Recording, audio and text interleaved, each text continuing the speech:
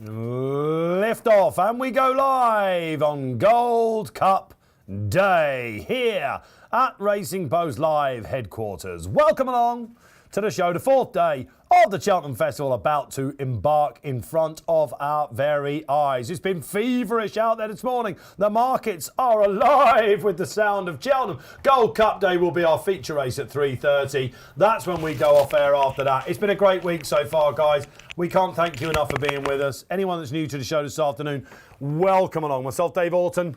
Thrilled to be back in the seat with you guys. Another stellar panel. It's Gold Cup Day. Tell us where you're watching it. Are you at the track? Lots of people have been watching us from there on their journeys and all that sort of stuff. This is a like, subscribe, comment and share show. Your chance to have your voice heard this afternoon at Racing Post House. We'll give you a shout out. The community's been absolutely fantastic this week. If we do nothing else, it's to interact with you guys and you help make the show. So get involved. You can do that, of course, by sticking that thumbs up on YouTube or anything on Twitter. Hashtag Racing Post Live. We partner up again. Final day. Injured Jockey's Farm. That check's about to be written. We're in profit. Let's go for gold, shall we? We start off with the Triumph at 1:30. But let's go down the panel. Joining me for a second day, it's the betting editor. I'll tell you what, this is a great panel. Keith Melrose comes back in. How are we, Keith? Oh, Dave, how are you? Are you getting the trip?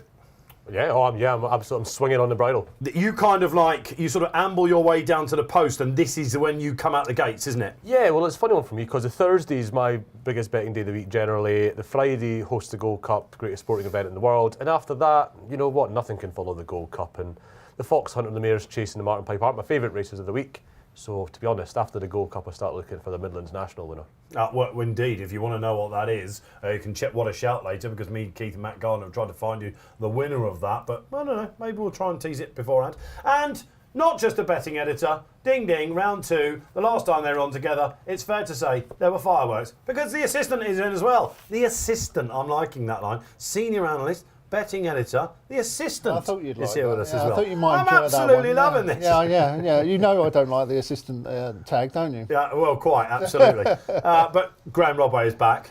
We enjoyed Tuesday, didn't we? Tuesday was just a majestic show. What a great day it was. Yeah, I mean, really enjoyed it. We had, I thought, the day of the week so far that day, didn't we, Tuesday? Well, day of the millennium. And Constitution Hill was absolutely brilliant. Yeah. And yeah, safe to say the last 2 days have been, consigned to the mental dustbin for me because they've been 2 awful days from a punting perspective. But, we are back on Friday and hopefully we get some winners today, Dave. Not many people expect to win big every day, that's for sure. So you're going to come back in style. So yesterday was particularly difficult, did you not think?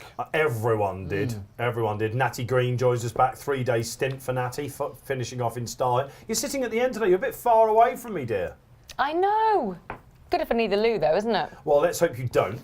Let's hope you don't. But because usually we give you 5 races. We're only giving you 4 today, but we do end on the race of the week. Yes. Natty, are you seeing the ball big today? Yes. Yeah, yesterday was really tricky, but I was impressed with Keith's 33-1 on Sire de Belay. That was awesome. And she's judged you on SP there. I know, well. I know you got bigger. That's all that matters. Unlike a lot of other people, basically. I know, but if I say a different, it gets confusing. It was the bet of the week. It was the tip of the week, seemingly. I've watched a lot of racing Twitter, a lot of people saying, I had it 100-1, yeah. I had it, Well, what happened with that one, right, and I'm not going to, obviously I've backed it and I've had a good result, but the reason I backed it, and I think the reason a lot of people backed it, and the reason Ben Hutton put it up on Spotlight was... yeah, amazing. It just got forgotten about. It was 66-1 last week. That was it's not going to run price, but you were still getting it NRNB. So 66-1 should have been the non-NRNB price. The NRNB price was about 16s. So for that point alone, 66s was a shot to nothing. That's why I had it. It wasn't through massive reasons of fancying it. It was just a rick. That's all it was. It was a rick. You didn't just do the best with that tip yesterday. You also won this trophy, didn't you? I nudged home in a fairly steadily run race. It was a non-league trophy yesterday, wasn't it? But he kissed it, G-Rod. No, I gave it the Rafa Nadal bite, I think. Did you? Yeah. Okay. Keith won and then we were on the same, weren't we? There were the scores from yesterday that Ross Briley, the Green Book, he kept going, I got Green Book in the places, he kept saying, so they gave him a Green Book. Mission Control, that's the Gallery boys. And, G-Rod's looking at this and thinking, if I can't better that, then I'm never coming back on the show. And I was robbed, G-Rod, because actually I like Stage Star. He's definitely one to take out from yesterday. Someone talked you out of that, didn't they? Okay, all right, so what's coming up on today's show? We start off with the Triumph then we go to the County Hurdle Madness. this. Will we see another state man there? Keith Melrose potentially thinks so. Albert Bartlett, will we see a future Gold Cup horse in 12 months' time coming back for our blue ribbon at 3:30? Is it 3:30? It is 3:30. Yeah, it's isn't it? 3:30, mate. It is 3:30. Yes, squint, Dave, and you can see it. It's the Cheltenham Gold Cup.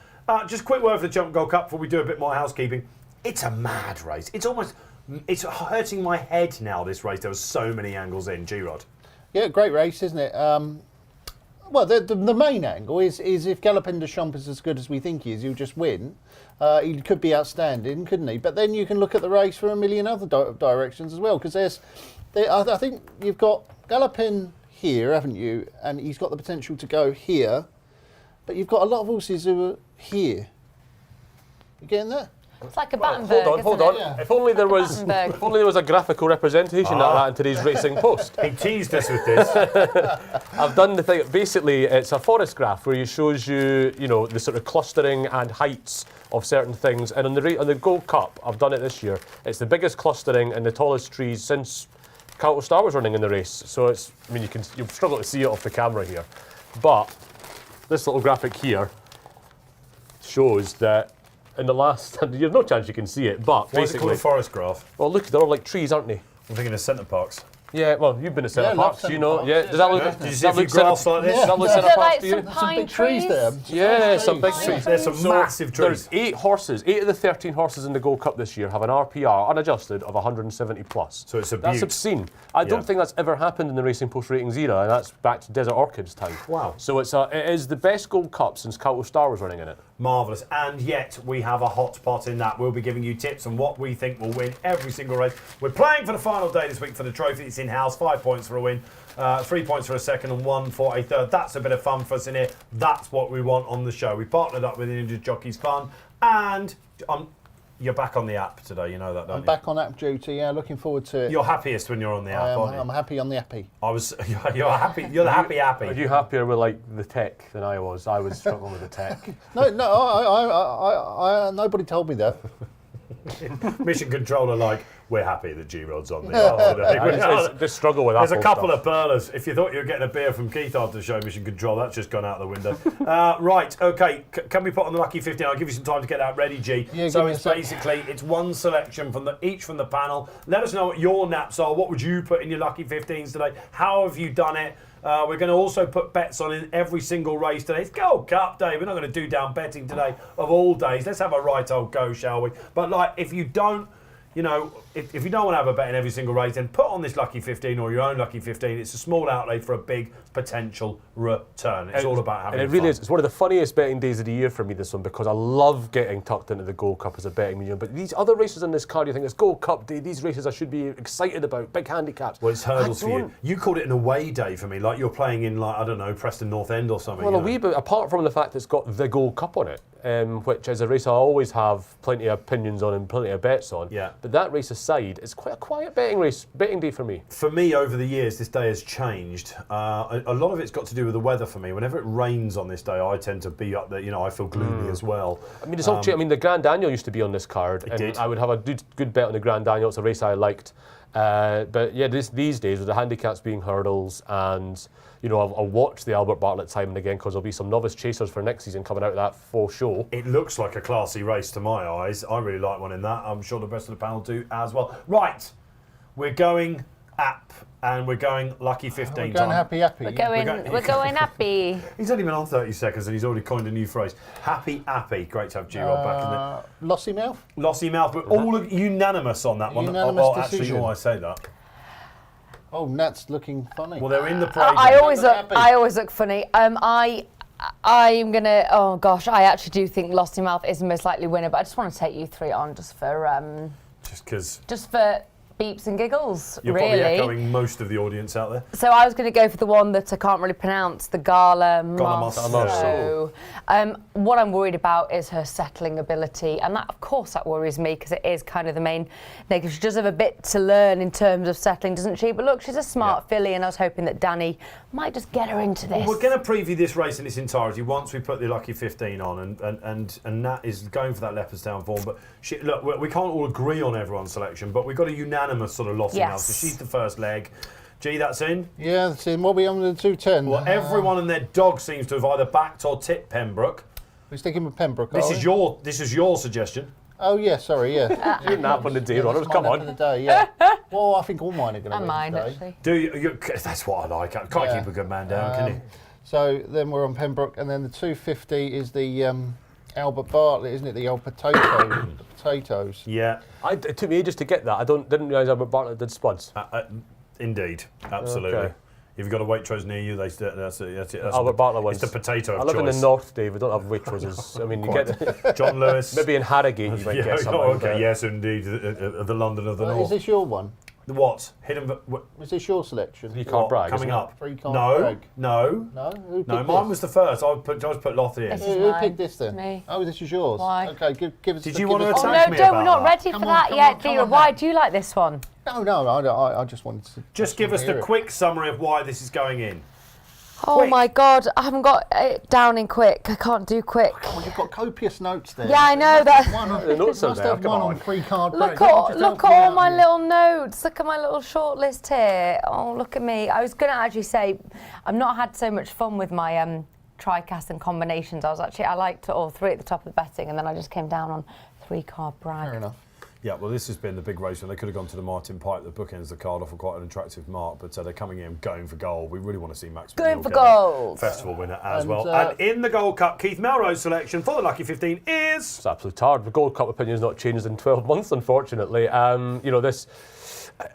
I backed him non-run bet a few weeks ago at 6-1, thinking he goes off 3-1. It's a ridiculous bet at this price. He has since drifted. You could have got 8s NRMB at one point. He was 10 on Betfair, but he was very much an NRMB sort of bet, given the issues he's had in his prep. The money's starting to come now. What is he, about 4-1? Well, he's slightly bigger on the exchanges out there. He's pushing sort of like even 6-1 now. But the money came from him at the end of yesterday, didn't it? Because whatever Henry's running at the minute, it's just back to business, isn't it? The horse is really good fit. He wouldn't run a horse like this. This is his horse. This is his big horse. This is the best horse he's ever had. Honeysuckle, whatever. This is £20 better than Honeysuckle. He's his Gold Cup winner that's won the Gold Cup by 15 lengths, and he wouldn't throw this horse in if he didn't think it was ready. And the vibes were better the last 2 weeks. It wasn't just he's made that up. The vibes in the betting markets the last 2 weeks have been quietly positive. So I think, we forget what Galopin de Champs has.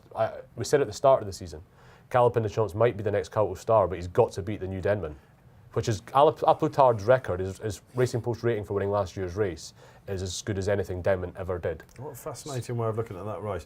All right, okay, so that is the Lucky 15. Aploutard, last year's Imperious winner, second the year before. Keith reckons he could do it back-to-backs then. So is that on, G-Rod? Yeah, I'm just about to place it now. Yeah. Tis the question everyone out there's asking. Great to have you with us. This is Gold Cup Day. Let's have some fun. We can beaming into the track we are in. We got our cameras all over the place. It looks pretty dry there at the minute, so we'll have a look at the ground after the first in the Triumph. We're of course second day on the new course. It all changed yesterday, didn't it? It was the bookies' day. All right, but look, come on, punters had it all their own way in the first 2 days. Let's get them back, shall we? Dave Orton then joined by Keith Melrose, Graeme Rodway and Natalie Green for the remainder of the afternoon. Right, okay, so we're starting off then. It is the Triumph, and Lossiemouth, well, it was a bit of a disaster, wasn't it? In the spring juvenile hurdle at Leopardstown, when the DRF at the Daily Racing Festival, when they basically had just one horse to beat, the Mullins Battalion, and they all ended up getting in each other's way. Gala de Marceau came out on top of her. It's been a case here of, will the British have a runner in the Triumph? Will it be a 1-2-4 for Mullins? I make it between the Mullins 3. He's got 4 in there. Zenta's he's actually got 5 in there, hasn't he? Look at that. Got Gust of Wind as well. Oh, hang on a minute, 6. Jagard as well. He's got 6 in here. What does that say, Keith? He's putting 6 in here when he's got a hot pot.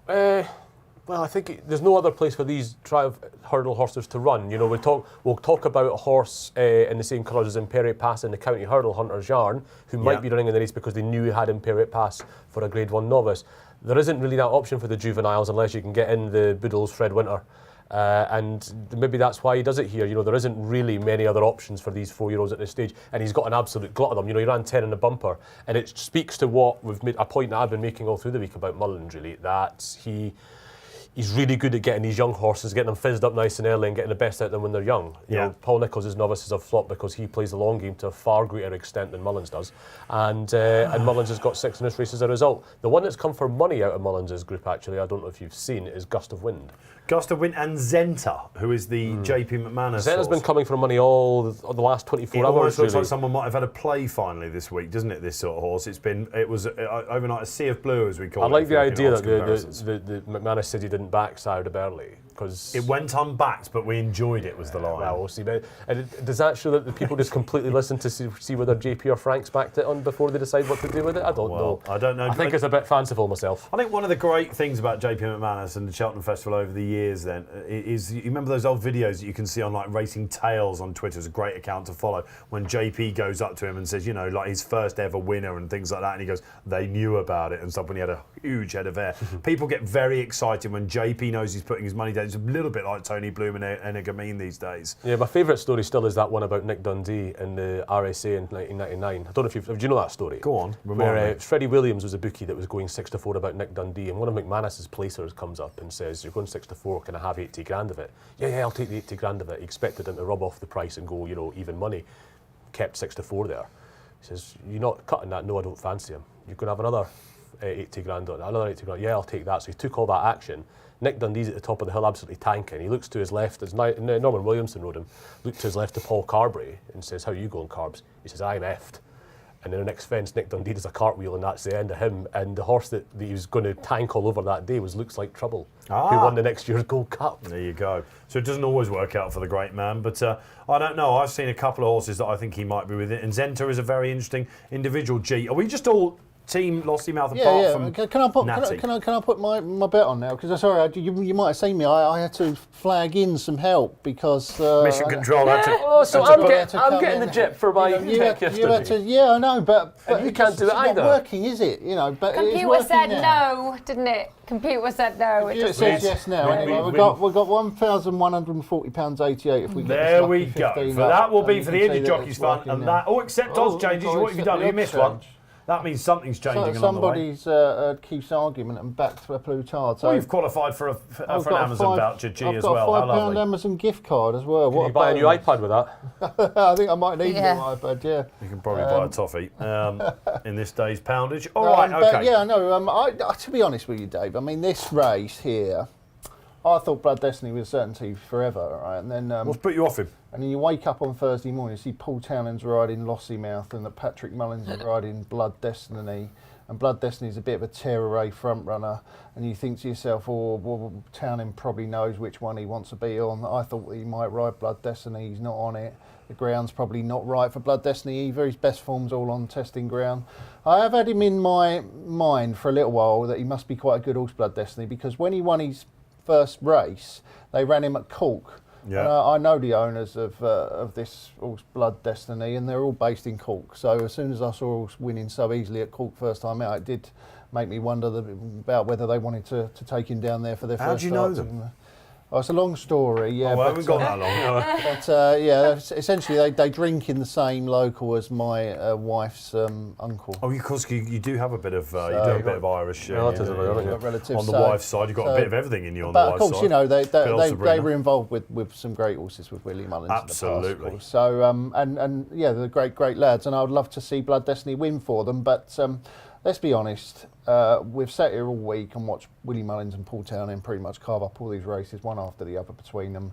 Paul Townend doesn't usually get it wrong, does he? This is his day as well, isn't it? If you had to pick one day for Mullins, it's historically the Friday. I think so. I made a point on Twitter last night about, after Tom Siegel made a great point on In the Know, about Mullins and how they're performing relative to expectations. And before I had that moment of clarity, I ended up backing more Mullins horses today than I've done in any card ever, I think. But the thing with Lossy Mouth is the vibes this has been the good one from day one. We know that, you know, I think Paul Keeley's got he's mates with somebody involved in the Ritchie operation, and he knew before the debut that this was really, really well liked. Yeah. And that horse is always going to be hard to jump off because it'll presumably be the one that keeps showing the most at home. I gave Gala Marceau a bit of a chance in this run. She's got a hood on she can be a little bit keen. Yeah, this is Natty's selection. So Natty, Oh, is it? she got first run, didn't I'm she? just on trying her to last see time? who's been a little monkey at the start. I can't quite work that out. That's Jipco, I think, Good, for it's Ben not mine. Pauling. Yeah, so Golan Mosu, like I said, in terms of just being a bit free and race a bit free, does sort of worry me slightly. But the hurdle form in France very good, and the flat form as well. So has that nice turn of foot to boot. And I was hoping that Danny might get the better of Paul. So it's kind of like Team Paul, Team Danny, isn't it? I But thought there were a couple of nutcases in this race. It's a Blood triumph hurdle, Destiny. mate. Blood There wasn't Destiny. Yeah. numbers in the triumph. And what's the other one? Jupiter de Gite. Is that what it's called? Yeah, it's Jupiter. I'd It's go not- with Here that. we I don't think go, that's a Frizzy particularly Red. difficult. Frizzy, where have you been on Oh, this yeah, week? Jupiter Frizzy. Jajit each way. Nutcase Frizzy. This is the thing that consigned Jet Power to the seasonal bin, wasn't it, at Newbury? I actually do think he's got loads of ability, and I'm sure that Gary Moore will get out of him. He said he was flabbergasted when he won at Newbury. Whether Gary's I ever love that word. flabbergasted by a winner, I don't know. He's but, a little bit like Goshen, isn't he? He's going to be out there. He's going to be all guns blazing. Whee, this one's been Oh, very naughty But Jipco. Jiva, on the flip side of 6-7. the exuberant temperament, I'd say Lossie Mousy, absolute opposite. What a lovely, I mean, gold star temperament, really professional, really, you can't knock Lossie Mousy. Charlie Post was in with us that day when she got beaten, and he said the effort to finish second like she has done, he goes, he was convinced, he goes, that absolutely wins the triumph after that. Some people are saying, did she have too hard a time trying to get back to where it was? We've just watched that race, the DRF. She didn't have that hard a race. It was from the 3 to the 2 sort of thing. I mean, the word for Galan Marceau is that this horse had better form in France, as Nat says, and the fact that Lossiemouth was showing so much before she even ran for Mullins suggests that maybe something like Galan Marceau is showing more as time goes on. It's clear maybe Lossiemouth was just the most precocious. But I think Lossiemouth is a percentage play even at this stage, and it'll be interesting to see how the tactics play out for the Mullins yard. But how can you do tactics with these horses? Half of these horses want to bolt in at the Cotswolds, looking at them around the start. There's been a big move on Ascending. I was tempted to back Ascending when he ran in the spring, because I was trying to look for something away from that. This was a chap that finished half a length off to Cow on his debut, and was a miler for Clive Cox, and I can't see where the money's coming from, but it's Henry and Rachel, I guess. Okay. Coming in for the triumph for the Y calling today. Dave. You are, my dear boy, you are. Right, Yep. so I've got to call the Gold Cup, so I've got to take the county and the triumph Yes. and the Albert Bartlett as well. You've got to do your stripes So they're first. coming in. No, they're not going to go with this one, I don't think. Look at Oh, that's a mess, isn't it? Is that the messiest one so far? these. It's the biggest price to actually be let go. naughty, this horse, isn't it? Causing an This absolute... has been. Just while they're mess. going around then. Oh, yeah, so Mission Control's gone for Blood Destiny. So we're all going for Team Mullins. He's got 7 in here, actually. I said he had Well, how 6. can you not Yeah, go for 7. Mullins? He's got 7 of the I wonder 15. I wonder what proportion of the market he's taken Jupiter out. Jajit's gone Oh, nut. Frizzy you- Red can't be enjoying that. Oh, You said he was a He nutcase. is a nutcase. Yeah, he's got loads of Look at time. I don't think this is going to work Can't pull out, him is up. it? Look, Jupiter G's off down the running. It's so horrible when like they a dog do that, trial, when that. they pull their head Between like the that. fences. Wow. All you can do is turn circles in that scenario, or try and turn a circle. He's actually all right now, Jupiter Jajit. He's just kind of got a bit spooked by that, and he wanted to go. He was good in between all the little fences, like something at Crufts. Yeah, absolutely. We used to have a dog race at Cheltenham during the festival. did? Did they really? I did the inaugural one. Yeah. What, you ran in it? Yeah, no, I didn't run in it, man. All right. I did the trial for it. I was working with the guys that were doing it. I used to do greyhounds. We should do that one day, what dog we would be. I love Crofts. Hoping to get a job on Crofts one day, maybe. I could Do you definitely think see you I'd do be it. an Afghan hound? Yeah, well, you've got a bit of Afghan about you, and certainly a hound. Woo! I think an Afghan hound, me. I mean, You'd be a Labrador. You never know what Yeah, you're going to yeah. get with Nat. You never know what you get with you. That Or sounds keep good. them. I'm Yeah, happy barking with like that. dogs You'd be a now. lab. I'm happy with You're that. proper Yeah. Labrador, you. I'm happy Dave with would be probably a spaniel, but mixed with something like a spaniel cross, because you're all like. I'd have to be a mongrel, you mean? Thinking, I'd have to be a cross. Of course, Keith enjoyed be a that one. mix. Yeah, I did enjoy What would Keith be? I know. Quite Border collie? I wanted to say a Scotty. Oh my goodness, a collie. Border collie, maybe? Yes. Let us know, what dogs do you think we'd be? Keep it clean. Keep it clean. All right, I'm delighted to say that they are somehow getting back into some sort of semblance of order. So if you're wondering what happened and you haven't got the pictures, they all went a little bit something nutty. else- They wanted to get off with it. It was a very, very mess. There's Flagman. Hypotenus has had a little. That's keen as well this Yes, time. very keen. They're all keen. They're 4-year-olds at Cheltenham getting shouted at by 80,000 people. They're going to be a bit buzzy. They're coming in. Let him go. He's going to hell with this. Here and we off go. they go. And To hell with this. Jupiter de Giet's off in front, and you've got Hypnotist. So many pulling hard. You've got Blood Destiny's pulled himself at the front as well. So he jumps the first in front with Jupiter de Giet. A few mistakes in behind there, and a funny jump from Javovec Cavern, but they're all over the first easily enough. Big gaps in the field already. 15 lengths from the tearaway Jupiter de Giet to the rest. He's got about 4 or 5 on the field. Main group headed by Blood Destiny. And is there any horse that has settled, Runners? I think Lossy Mouse settled quite well. Yeah, but good. Best position. We said it this morning on What a Shout, bit of a spoiler. Best positions won all week, and Lossy Mouth looks to be in the best position to me in these early stages. She looks a pro. She looks an absolute pro. I'm not sure you want to be on Blood Destiny. I mean, he's going going like a nutcase along with Jupiter. At least Jupiter de Giet's been like let go, hasn't he? He's just gone. But he's not bolted, to be fair to him. I thought he was going to bolt after the furlong. He's not quite gone into Giet, but he has managed to actually great hands from Niall. He's fiddled that one a bit. Lossy Mouth maybe didn't make a great shape there. We've got Gust of Wind made a wee bit of a mistake there, but they're out into the country now. It's Javovec Cavern right out the back, and everything else is still in touchish because that main body of the field, which is 3-4 lengths off Jupiter de Giet, is covered by about 8 lengths at this stage, having gone a reasonable pace early on. And as they're heading out into the country now, we're getting to the point where it becomes a little bit harder to see their silks, but we'll do our best. So this is the downhill. This is a downhill run at this point. Blood Destiny's a little bit wider. Lossy Mouth tucked in behind the grey, you can see there, and Gypcott has actually settled quite well. Is moving up now to sit a couple of lengths off Jupiter de Giet, who's freewheeling down to this flight, about to jump it now. Blood Destiny's only a length or two off there. And Gallimard left her legs in that one. Gallimard left her legs in that. And there's a couple of echelons forming now, with Gust of Wind, the back of the echelon, the main echelon. Lossy's hardened, guys. What's happened here is this position.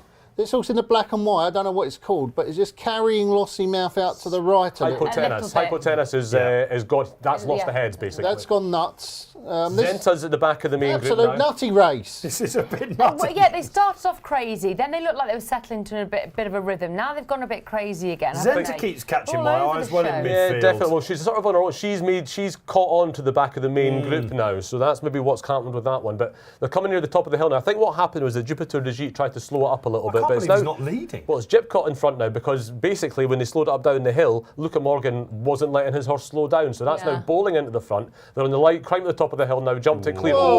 Big jump to the right from Hypotenus. That's run out. It's basically run out. Has gone Hypotenus. That was essentially what was happening to Lossy Mouth. Townend ended up on the outside. The big two upsides then. Blood Destiny's looking good here now. Yeah, Lossy Mouth on the outside of Blood Destiny here, which is a surprise given Blood Destiny was. Lossy Mouth still. Lossy Mouth. Yeah. So it's Gypcott is now. Luca Morgan's got to the front. Taking off Lossy Mouth. Lossy Mouth wanting to go. That's it. Pulling like a. Right. So now they hit the downhill run. You assume they give them their head and just let them freewheel at this point. Generally. Still holding on to Mike Gala though. You have to go on Lossy Mouth. He's going to the front on Lossy Mouth. Patrick Mullins has been a bit caught out by this, guys, I think, on Blood Destiny. Yeah, Lossy Mouth is carted pretty much to the front now. Carted to the front. Gala Merso's still got a bit of cover, which is good. She's a very quick horse. Right, Sotom is catching the eye a little bit on the wide outside. So comes Gust of Wind out wide too. Now Lossy Mouth jumped that upsides, Gypcott there jumping 2 out. Blood Destiny still travels, Gallimard travels. Zenta's going well. A lot of the ones out wide are still travelling. The inside looks beat. We've got Lossy Mouth holding the outside group. Gust of Wind in second there. Gypcott's under pressure. Does Lossy Mouth get home? Zenta keeps catching the eye here as he comes. Gallimard is cutting the real. Still on the bridle. Come on, Lossy. He's made a beeline for the reel and he fancies it. He's had a little look across his feet. Lossy Mouth in front. Zenta's the challenger. Zenta is a danger now. Blood Destiny's gone. He's pressed the button on Gallimard. Get home, Lossy. Come on, Gala. He's not pressed the button yet. Is he going now? I think he's waiting for the last jump. Keith, he's waiting for it. Go on, Lossy! If he jumps, she jumps his home. All over. Lossy Mouth is pressing on. Zenta in second. Gallimard fighting out for third. They are not catching Gallimard. They're not catching Lossy Mouth. Come on, Gala, get second, Gala. Only doing what she needs to. Gallimard going to get second ahead of Zenta, and fourth is Gust of Wind. A little bit of a gamble there. Fifth was Ascending. Well, guys, we were 1-2. Well done, Keith. That was marvellous. And look, there you go. Fav wins the first, is the news from the Triumph. It was a crazy race to watch. Mullins had 7 in it. 1, 2, 3, 4. They came well clear. Blood Destiny, the big disappointment. We'll pick the bones out of the form. We'll get your reaction. We'll give you your shouts. We'll get all the quotes coming in. Where's she going to go next? All that sort of stuff. Let's enjoy it. But we'll look back to the race immediately. 11:08, she has pretty much finished. First leg of the Lucky 15 is in. The dream is alive, people. She is, and we're watching the replay now. Blood Destiny has gone to very little. The instant the button was pressed, ascending, paddled a little bit, but has stayed on. There's basically only 5 horses that have finished this off. The others were all very, very keen. The group that came down the wide outside, coming down the hill, won the day there. I'm not sure there's anything in that, but that's the way it worked out. And basically at this point, Townend was just holding on as long as he could. She's pinged the last. He's got her back to the rail, pressed the button, and it's game over. Zenta, Galamarceau's run a nice race there, I think. She's maybe got a little bit of a future next year, but She looks no like she's going to question. get further, Keith, doesn't she? Yeah, she's got a lot. I think the reason she's not, she wasn't as fancied as Lossiemouth, she's not shown as much yet at home, probably. Yes. She probably wants that little bit further. hood. She'll go next year. She might be the sort of and horse. they clearly had to get a bit of cover because she's still a bit. She might go for the Mayor's Hurdle next year. Well, that's what I was looking at. She could be next year's Mayor's Hurdle, I think. Blood Destiny, very disappointing. Just went to nothing. Yeah, there were bad vibes. Paul Keeley messaged me on Sunday, and I said, and we were having a little chat when he was getting ready to do the Good Morning shows down, and I said, how's Joe Chambers and Rich Ritchie and that about this week? And he said, well, Friday's their day. They haven't had a winner so far this week. Lossie, obviously, and Alligator Devassi, as I call her. They're the two. And he said, we're hearing that Blood Destiny was working the house down a couple of weeks ago, and it has gone a bit flat. Right. And I've been, anyone that's been asking me about it, I've been told, but he held his price, so it wasn't like it was a big spike drift, was it? I mean, that was far too bad to be true. Yeah, he pulled too hard, Blood Destiny. He's just not ready for a race. And that like moment when she carted past him, Patrick was almost a bit like, oh, mama, what's going on here? Well, I would love to listen. I'm not massively one for getting into the mind of jockeys, but I would be quite interested in Paul Townend talking me through what happened in that race, because Lossiemouth basically carted him to the front at the top of the hill. Yeah. He's presumably just thought, I can either let her pull like mad or I can let her roll. And he's let her roll. As a result of that, I think, he was conscious of it. He didn't want to go for her too soon, swung into the straight, thought, right, I'm going to get right to this rail, waited and waited until they jumped the last. She jumped the last with a length lead, jumped it well, he pressed the button. She did all she needed to do. I think she was much the best on the day there. All right, let's find out what the world thinks of it before we start looking at the future and picking out the form and getting some quotes coming your way. And Thomas Jones opens up the social corner on Gold Cup Day. That accolade, if no other winners come your way, is yours, Thomas. And you say, get in on Lossiemouth, anti-post at 16s. Absolutely superb. Why was that? Was it Keels? Was it someone like that? Keels when we did the big jump off, so it was his horse to follow. He'll be in Clover right now. MC Films. What a race. Absolutely. Been with us all week. Eden JS. Messiest race I've seen for some time. They were all over the place. Yeah, it was crazy, wasn't it? It was It was And crazy. Carl Brooks, Rodders would be a pug. Oh, that's very harsh. Oh my God, that's so cute. No, I love pugs. They're so cute. They've got breathing difficulties, but they're cute. Well, that would be me this week. Have you got breathing difficulties? Champion Hurdle. W1. Yeah. If you can you, that's the first quote that's come in, is the Champion Hurdle. 10, won't it? 10 plus? Yeah, it needs to be that. I think so. Yeah. I wouldn't put her in any Well, short you of look what Vautour's done. You know, 16s. it's so difficult for them, isn't it? She's a mare, obviously, so she Yeah. gets that £7. Yeah, they'll train her for the 16s it is They'll with train her Paddy. to win the next 6 mares hurdles, won't they? Well, all right. I mean, look, she's come back from that horrible experience. She'd be 1-1-1, wouldn't she, if she'd got a clear run? Yeah, I mean, Leopardstown. she's just so ahead, so far ahead at this stage in their development. It's hard to stay there. These are jump spreads that are just bred to develop until they're 6, 7. Now, that's something very interesting. You've stolen the words out of my mouth. Usually, let's have a chat about the Triumph Hurdle division. The excellent Kevin Morley, when you look at his trends column, this is usually the race where you have to be by. Is that on his birth certificate now? If it The isn't, excellent. Kevin, I suggest you have a word with Depot. And it's usually by a Grade 1 sire. Okay, so Group 1 winning sire. And I was looking down, because I get these trends like you do from Kevin, like in January or whatever, so we can start looking ahead and stuff. And I'm like, right, where's the Group 1 sire here? They're all jump spread. It's a changing vibe. They're all French nationals now. hunts. They're all French breds these days. So it's a slightly different Well, yeah, thing. I mean, Willie Mullins pretty much had Let's have a look. a rotten record, didn't he? French breds beats French bred beats French bred. What was fourth gust of wind? I love French French bred. breds. There you go. Ascending was the first Irish bred home, first non-French bred home. So he was the flat horse. Yeah. It's a flat horse. So this is the triumph. The triumph is these fizzed up Frenchies. Interesting, but I would suggest that Vautour was probably flat, wasn't he? He was a flat horse, wasn't he, before he came into the jumps? Because they were talking about Melbourne Cup this time last year, wasn't they? Vauban, sorry. Yeah, not he was a Vautour, flat sorry, horse. Vauban. Don't you mention Vautour's name in vain. No, yes, quite, What a absolutely. great horse that was. All right, so we're one down, and it's gone to Willie Mullins and Paul Townend on their day. Talking to Bjorn Bailey, he's asked about what happened to Blood Destiny. He basically died on his backside as soon as it got hard. Do you think there'll be an H14 coming for him? That's a Stewart's. I'd imagine there might be something, but I'll get that open actually. He's just run flat, hasn't he? Well, who was it? Was you telling me about Keely's thing, and that would that does chime with what we saw there. Yeah, exactly. A horse that maybe isn't been showing the right signs at home the last week. There is Lossiemouth. Look, shout out to our graphics team who've been providing that. Jay Vincent and the team all week. We've been loving these. You have too as well. There's the Lossie then, the Triumph Queen after her debut. When she just looked so imperious, and in the Night Frank as well. She didn't win the spring, but pretty much a superb 9 out of 10 season for Lossiemouth. Yeah, I think it's got to be. And I wonder if she'll ever have more than a 9 out of 10. Yeah. Do you think long term she will still be the best of these? It's rarely the case in the triathlon. As I say, she was the best before she even ran in a hurdles race. So for Mullins, so I think it's hard to stay there. And as Mighty Gomez has said, all 3 fillies as well. At this stage in horses' developments, where precocities is more important than gender, really, the £7 mare's allowance in Grade 1's again showing itself to be on the generous. Yeah. What do we make of it historically? Do we think that race will... I can imagine it be a relatively modest triumph. Remember, she's only beaten Zenta. Zenta's had 2 runs over hurdles before this.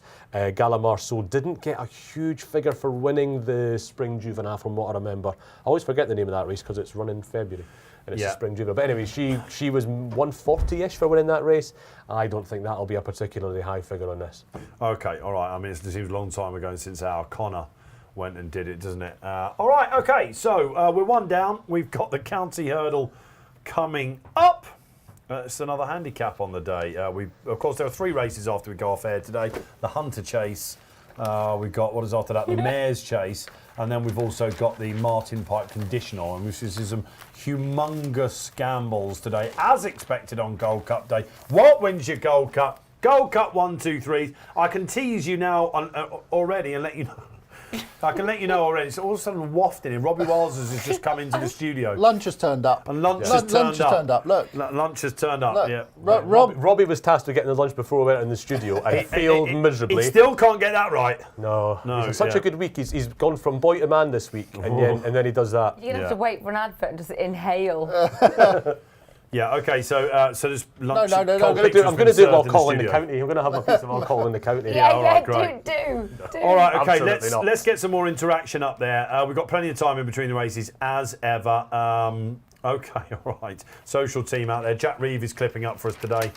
Steady pair of hands. Look out for us on Twitter all day. We love the impressions on that because there's so many of them, but we want to see the quotes and the comments from you guys as well. Keep them coming in. We've got the Hunter Chase. We've got the Mare Chase.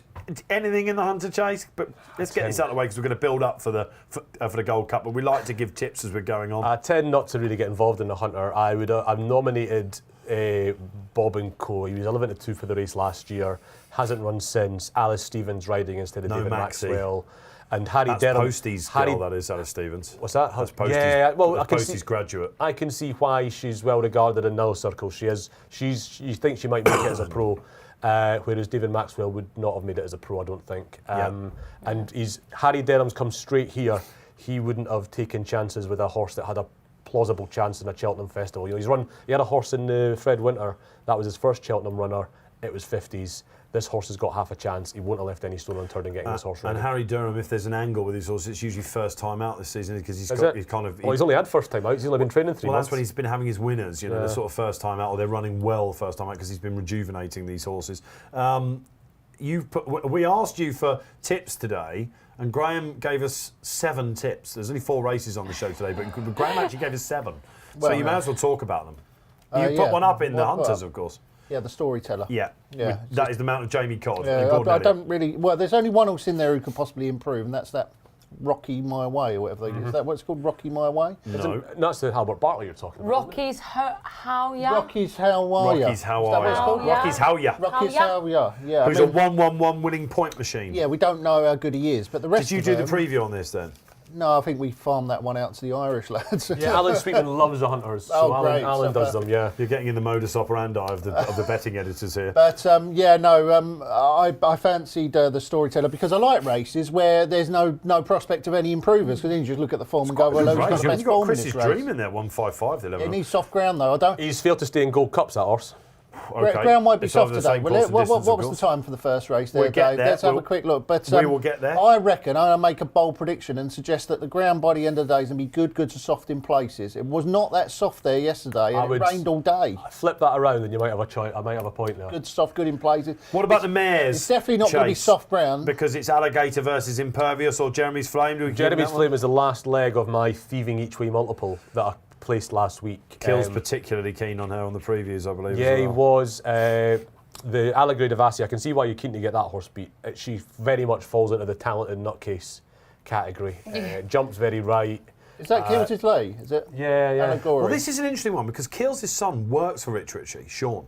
That's right. And, Is he still? and in my football team on a Sunday, bear with me, Henry Leather's dad, Giles, is kind of Sean's mentor at Rich Ritchie's business. Okay. So Keels is telling me he's not going to win this horse, and him and DJ were having arguments when we were doing our preview and stuff like that. But I'm told this guy Giles Leather never bets, and he came up to me and said, "I've had a bet." He said, "At the Cheltenham Festival, Rich has told me to back one." I said, "Which one was it?" And he said, "It's Allegory Devassi." So they're very, very keen on her chance. I like Magic Days in that. Do you? Yeah, I really do. Yeah. That's an interesting I think angle. Rachel's really clever. Like, she got look the shocked right there, breath Julie. into it at the right time. Are you dazed by my ridiculous No, choice? what I'm actually shocked about is that there's no meat on these pizzas, of course. Oh, right, he's shocked about the it's vegan meatless cheese. Yeah. I think pizza. it's vegan cheese as well. Is this vegan cheese? Robbie's a No, dedicated but vegan. Dave It looks got really- that It's colour. very good for Is it? vegan I cheese. think it might be You're vegan. going to have to have some. Oh, it could be vegan, not sure. It looks terrible. Anyway, the viewers should get in touch. And what is their snack of choice while they're watching? the Gold Cup. Gold Cup. I mean, my brother Yes. yesterday sent me a picture of himself sitting on the couch It was in a blanket disgraceful, with Kevin a cat Rodway. on his lap, and he was drinking tea and eating a muffin. I mean, how do you watch your racing? Yeah, because at home? everyone will have their own little, like they'll go and make their tea before the race and get lined up. But no, Jarbulon Jar Jar says in the chat, Alligator, come on, let's get the Alligator bandwagon going, jumps right and almost twists its back in the air. Well, Doesn't that's fancy it at all all. the point there, yeah. And there's another one. We've got someone in Soul in the Machine is saying, why has no one mentioned that GALOPIN de CHAMPS has never run a Gold Cup standard time according to top speed? Now, the thing is, you very rarely get high top speeds in staying chases because going a good even gallop for 6.5 minutes isn't an easy thing to do. But what is right on that is that GALOPIN de CHAMPS is 3 mile races. Certainly the Irish Gold Cup, it wasn't a well-run 3 mile race. It was a sprint from 3 out like some of these Leopardstown races can be. So stamina is still the thing that can get him beat. Potentially, you know, he's still not done it in a slog. He wouldn't have won Native Rivers Gold Cup, I don't think. He certainly would have tested his stamina to the nth degree. That Native River one, and Why are you smiling? I'm just enjoying the show while I eat my pizza, sitting back watching like viewers. There's Yeah. a lot. You've become a fanboy on the show all of a sudden. Yeah, I mean, it's quite enjoyable because I can just let you and Melrose. Well, your peer is here, so can you and I can have my can you fill pizza. 5 minutes at one point so I can have my slice? I can fill. I can fill. When you're talking to Dave Orton. I'm you the know, best filler in the business, mate. I can fill anyone in. fill anyone in. We The can fill pizza in would give you heartburn. It looks cold. Lots of people are not convinced about your vegan cheese pizza. Well, They're not. it is actually quite tasty. And you know, if you are tempted at home to get yourself some vegan pizza, I mean, I am not a vegan, but I'm actually half tempted to turn vegan after this. It's very good. You don't look like Is a anyone vegan. else with me on Magic Days anyway? No. Oh, sorry, yeah, I took your Why thumbs not? off. I No. just took it up the hill at Cheltenham brilliantly. I really liked the replay watching at Nace last time. Anything Why- Henry and Rachel are running at the moment are running well. I mean, even in that first race, the fourth in Jumping's so good though. in the Triumph ran as well as it ran has done. fine. Yeah, I mean it was Yeah. it was the Ascending. worst of those that actually sort of got home, but it was a mile on the flat, wasn't it? And Yeah. maybe finds 2 miles around Cheltenham a bit much at this Just stage. an in its interesting career. horse for them to buy, yeah. Magic Day's only 8-1 for that. Anything in the boys' race, as we call it, the Martin Pipe conditionals. My only sort of opinion on that really was that Spanish Harlem's got an awful habit of throwing his head in the air. So you have to have a bit more in hand than maybe the market's assuming for him. The boy is on it. The boy of the week, Yeah. Michael O'Sullivan. Well, that's because he's a nominated Mullins horse in the Martin Pipe. He could get any conditional he wants. He could have called somebody in from New Zealand if he wanted. He also had him in the. He had him on a chase. Was it Haute de Couleur yesterday? Was it? He was on that. I've got a feeling he was, wasn't he? So I didn't really see it. Did I see Mullins it? is putting a bit of weight behind this chap as well. Cool Survivor's been my idea of the winner. I think the price is pretty much gone now.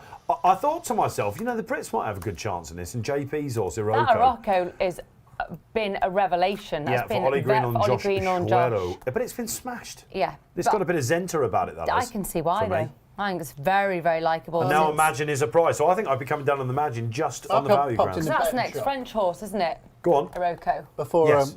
is that that's in the Martin Pipe? Is that what Yeah. I'm distracted by the 11 picture. to 2, roughly. I was in the betting shop before I came in, and Jamie Codd.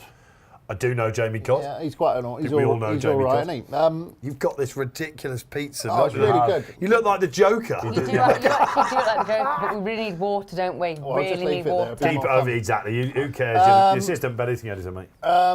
Sorry, what was I talking about? Cod. Jamie Yes. Codd. Jamie Codd, Sorry, yeah. he was in the betting shop. He wasn't in the betting shop. He was on the TV in the betting shop. And he is obviously at Gordon Elliott's, isn't he? Yeah, Very keen on Cool Survivor.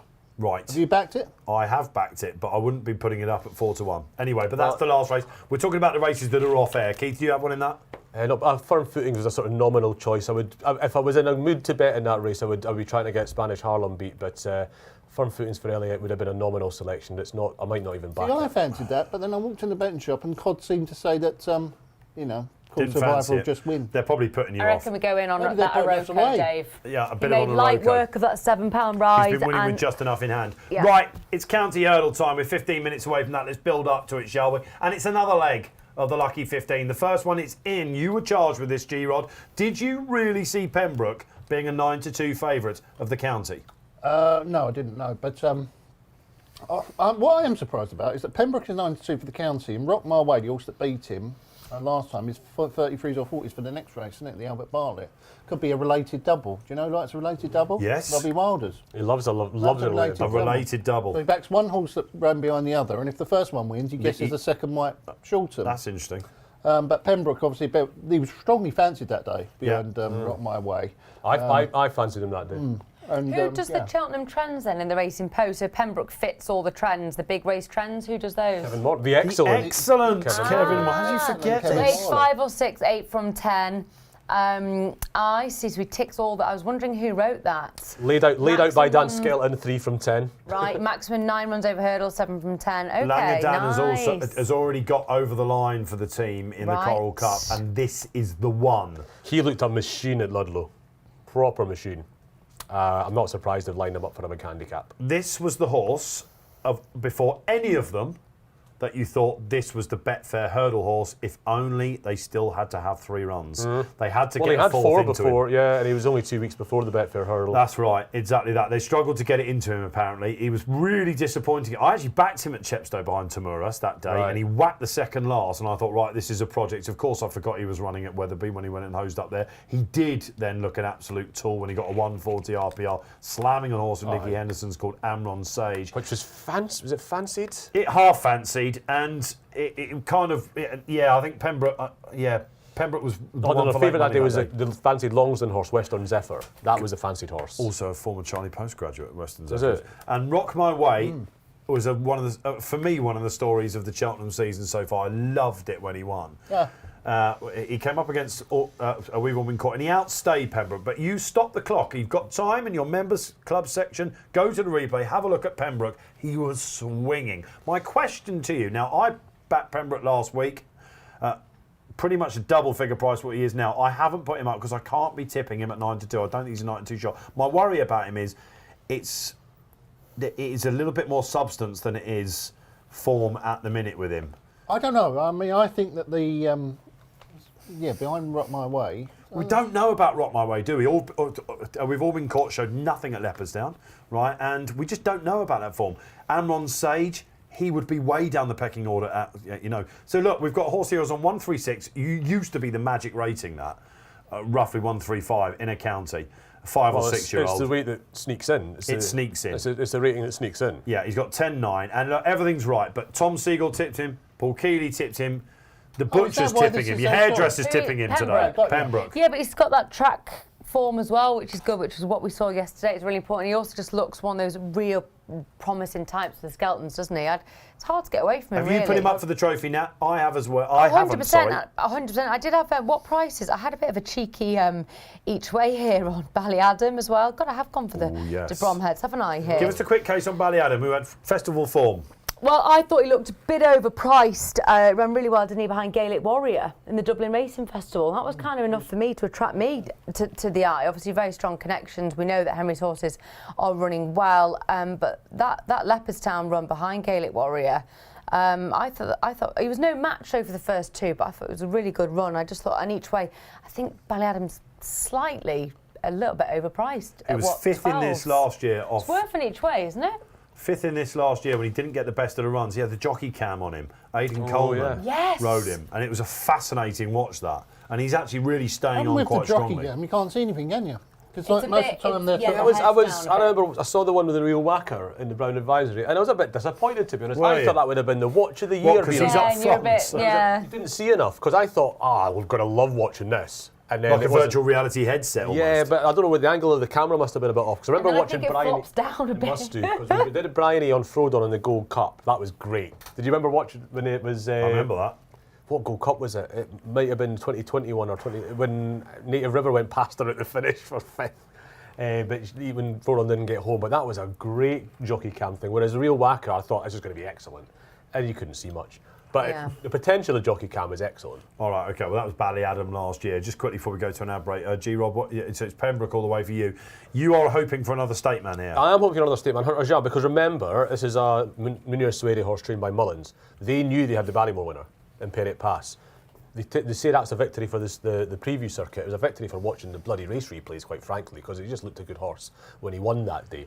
Hunter's Yarn I watched his run at Navan last time when he beat Imagine, and he jumped badly at times, but you know when there was a couple of flights when they were racing, the shape he made over those hurdles was gorgeous. He was by some way the quickest horse in that race, wasn't he? He just looks like he looks like the sort of horse you'll have to work like Billio to get him off the bridle. And looks like he's got a proper engine, jumped better the faster they went. It had the look of a Mullins horse that should be in a Grade 1, but isn't because the owners had the Ballymore winner. Right, we will find out what price Hunter's Yarn is in the betting and my tip after this.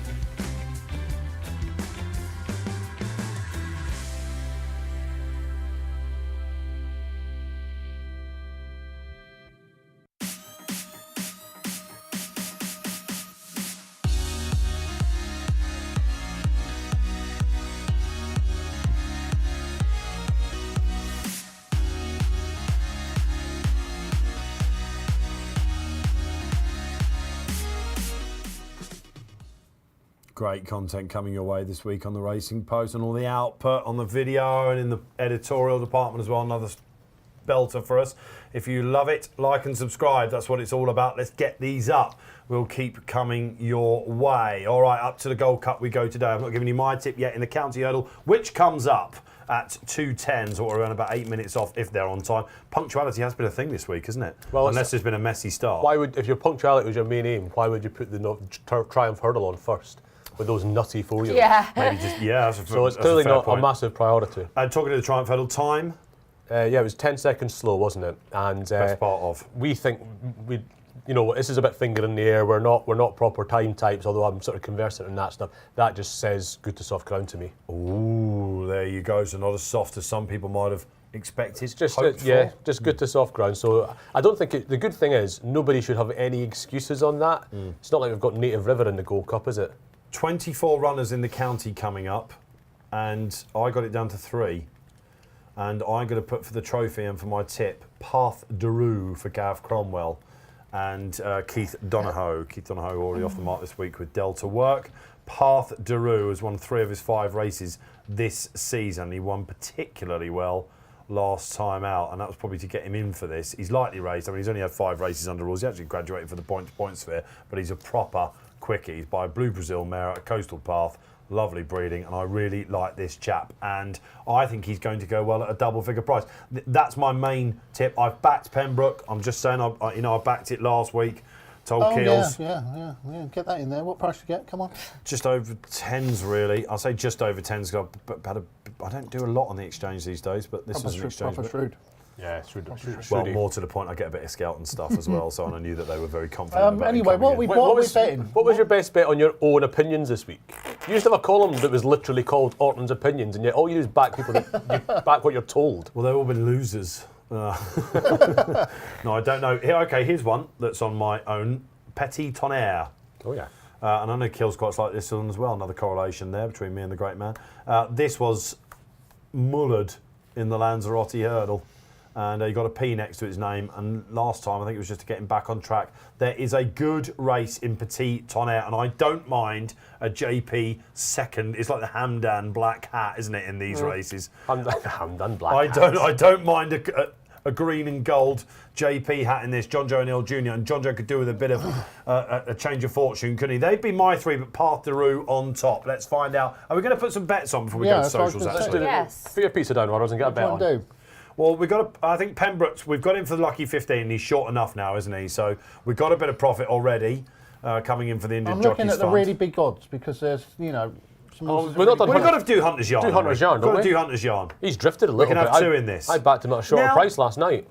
So, he's £3 higher than the State Man was last year, right, okay? But he's totally unexposed. State Man would have won by how far if he'd had £3 more? Well, maybe, but what my point is, right, this guy's... They've got him high enough coming in here because of what they've... I think they were toying, like you... I think they were toying with getting him in at, one of the novice races.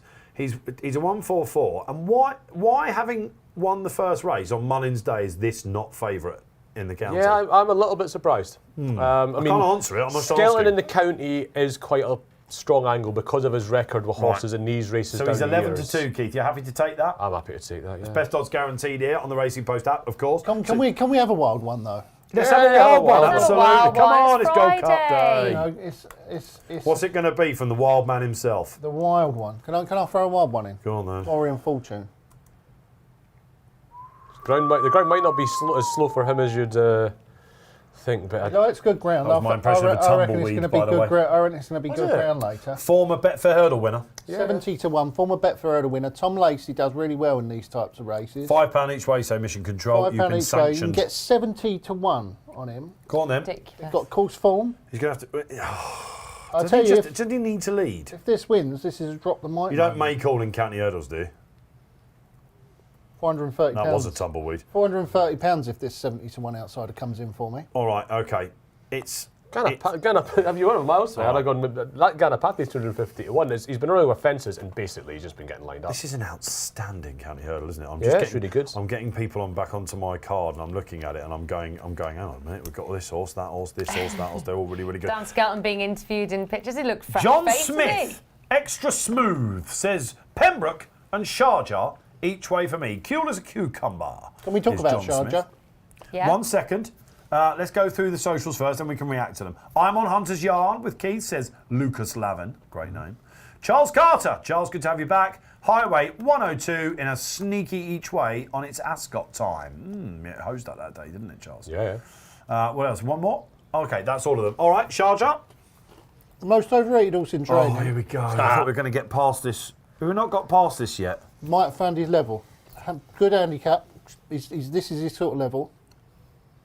He's finished second in 2 champion hurdles round here. Yes. Head and shoulders above the rest of Are the you showing your fickle side? By Go fast. He's going to be held up. This race might play out perfectly for him.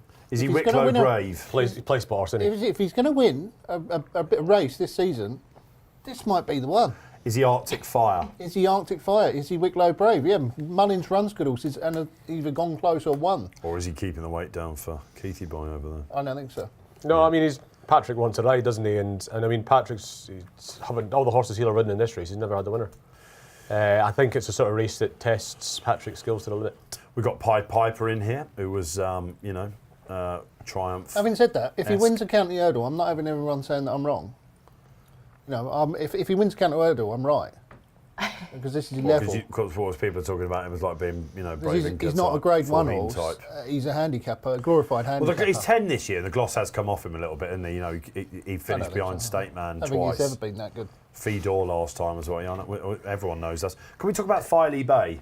Because a lot of people, despite the fact he went up £8 for that, which I thought was plenty enough in the Betfair hurdle. I know they came clear, and I know He shaped best, didn't he? He did, but I thought £8 was enough, And but he carries the first colours of JP. He's got a first-time tongue tie on, and we still perhaps don't know quite how good he is. The Betfair hurdle was the day, he's- wasn't it? It probably was the day.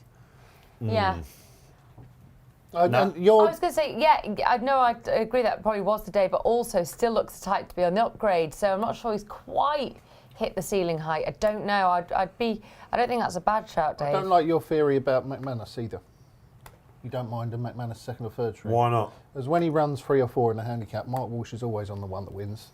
And forget the second and third string. No, I think you're talking absolute gibberish. I'm not. At Cheltenham, per. they're all there to have a go at Cheltenham, aren't they? Cheltenham. No, at Cheltenham, Mark Walsh. Mark Walsh is on the one. No, what was the one in the Pretemps that JP backed when it was like a 50-1 shot? It was like the 4th string, and JP said, "Oh, I did have a 10 on him actually." That was a funny line. We began with, what was it? It was a John Joe Hill horse. I will find it. Anyway, they're down there. St Sam is the last to join them at post. He ran recently in Leopardstown, and he was turned over at odds on, but here he is finding himself. Gin Coco is another horse I'd like to talk about. Tanked all over. I had to move it in the Betfair. Didn't get home. Greenwoods didn't seem to get home. Yeah. It was bad ground, wasn't it? Yeah, I wondered whether Or it was a really good ground. I think this would have been a Betfair hurdle horse. Yeah, had the surprised this ground horse been has up been for him. mentioned. Sorry, but yeah, the tanked like the best horse in that Greatwood by quite a way. But Yeah. I like to move it was tougher than him on the day, and he's been laid out for this since. And a bit like if the Skeletons had done that, this horse would probably be favourite. Winter Fog. Gosh, he won with a load in hand, didn't he? Yeah, he did, yeah. And they're off in the county hurdle. Here it is, the stiffest test of the week for me. Prairie Dancer is off in the first to take them along towards the first flights. We've got Oaken Risk is up there with the pace. Highway 102 is up there with the pace 2. And as I jumped the first there, just seeing them all over it. Glory and Fortune was a bit untidy, but apart from that, nothing really to write home about. Petit Tonnerre is out the back. Hunter's Yarn is quite close to out the back. And Pembroke is also quite near the back, but is wider. Sharjah's where you expect him to be out the back. Favoire is also near the back there. But as he tear on down, Highway 102 is tearing away a little bit there with Prairie Dancer. One on the far side that is sort of going along at that pace. What is that one on the far side? It looks like those Richard Hobson colours. But Wonderwall. Is it Wonderwall that's out there? Oh, it's on the top of the next one. Sorry, so there's 2 columns on the Racing Post.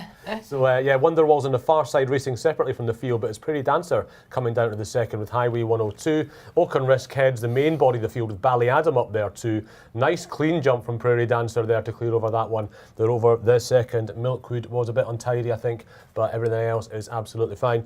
Back marker of the field, I've been fancied it. Luttrell Lad. He is back of the lot. So Prairie Dancer, they're not going to great gallop, I don't think, in this county hurdle. Prairie Dancer will get to do what he likes. I think they did go fast, and now he has put the anchor down. They were going that quite happens faster. an awful lot. The commentator will say they're not messing about here, and after 3 fences, they're dawdling because they go fast to get a position and then they slow it up. That's exactly what's happening with Prairie Dancer. Brendan Powell knows what he's doing, and I think Freddie Gordon's happy to sit off him because that is a great spot to be in. Wonderwall's in a good spot too, as is Oaken Risk. Ballyadam's actually quite keen, jumps out wide, flips his way through Mistake from that. Filey Bay there. And Filey Bay made something in that pad, didn't make that mistake there. Filey Bay looks a little bit keen too to me. And so there, Petit Tonnerre still out the back, his stablemate, the McManus second colours. They come to the next, Prairie Dancer fiddles that one a little bit. Highway 102 jumps well. Filey Bay hit that one again. That's another mistake from Filey Bay. But he's not. It doesn't seem to have checked his momentum much. Sharjah's getting further back, if anything. Gin Coco's buried right in the field, but he must be a tiller because I can't see a thing of him. They jump the next one. Pembroke? First street. Pembroke's out wide. He's midfield. Oh, got you. Oh, he's made a bit of ground He's up. made a few positions here. What do you think, Rodders? Yeah, going well, Pembroke. There's still a lot going well. Got 3 to jump, and we had quite a stiff test, isn't it? Where's Hunter's Yarn? He's right out the back. He's still right out the back. This has got bad ride written all over it. Oh, look, he's already he's worried about his pocket. I can tell you who I see going well is this rag we've backed. Glory and Fortune. Yeah, he's moving up on the outside, isn't he? They jumped 3 out. A little bit short there. Hunter's Yarn was untidy there. He was untidy. Come on, Pembroke. Harry's just Path to poised. Rouge on the move. So they're at the top of the hill now, and it's still Prairie Dancer from Highway 102, Ocon Risk. The McConnell horse there, Anna Bonina, that is in about 4th. Scottish champion hurdle winner. Yep, and we've got McWonderwall there. The order has changed very little in the last little. The only one that's made Ballyadam's ground. going well now. Glory and Fortune. Yeah, Ballyadam is going well, actually. Glory and Fortune's the one who's made ground from the back. But Winter Fog's the one who's flopped. they're hurtling down the hill now, and they've got a break on the field. This Break first is two. coming Prairie on Dancer and Ballyadam. Highway 102 have gone a little bit clear of the field as they come down the hill. They'll Anna be Bonina's coming there. back, these Ocon guys. Risk has got a little bit of a niggle there. Hunter's Yarn still got a lot to do. St Sam out wide. Come on, Sharjah young still Harry. with tons to do. Come on, Glory. Milkwood's gone too as they come to the second last. Still these two well clear. Highway 102 jumps it just in front of Prairie Dancer. Anna Bonina in second. Come on, Filey Bay Harry. still The travels. Irish are mounting. Despite it all, Filey Bay still travels. Hunter's Jim Yarn is Coco. widest of all in travels. Sharjah's travelling. Has he got Pembroke too much travels to as do? well. Pembroke Sharjah's travels. cruising. There's loads travelling out there. Ballyadam still travels, having hit a bit of a flat stop Come at the on, top. Ballyadam. Handy 102 set sail for home here as a turnaround. Sharjah is cruising. Sharjah charging on the Sharjah far is side. through. Pembroke's Hunter's blown out. Yarn's not winning anything. Ballyadam's still going really well. on, Ballyadam. Filey Bay is still right there with Anna Bonina, but Come on, Highway 102 Piper. looks to be hitting the wall now. Come on, Faith Wars Ray. coming with a run too, as is Favour. Pied Piper. Pied This is Piper's the coming through second here. string. Pied Piper's coming through to take the lead coming at the last. Favour is in there as well. White's counting Filey against Bay, Sharjah. the mistakes are Come telling on, with Filey Bay. Ray. That's the Oh, end of he's it. right. Pied Piper He's right. picks up to the last. Favour's got the advantage now. Pied Piper and Favour are going to fight this out up the hill. Filey Bay plods on. Sharjah's going to get Coming placed well again. clear. He was the place This for is horse, Bridget but it's Andrews. Favour on the near side. Oh, it's very close. Pied Piper looks to just have the advantage. No, she's got it. Favour! She's done it again. Favour This is- wins that one. This is not the first time Bridget Andrews has done this. Was it Mahate? Was it Mahayed?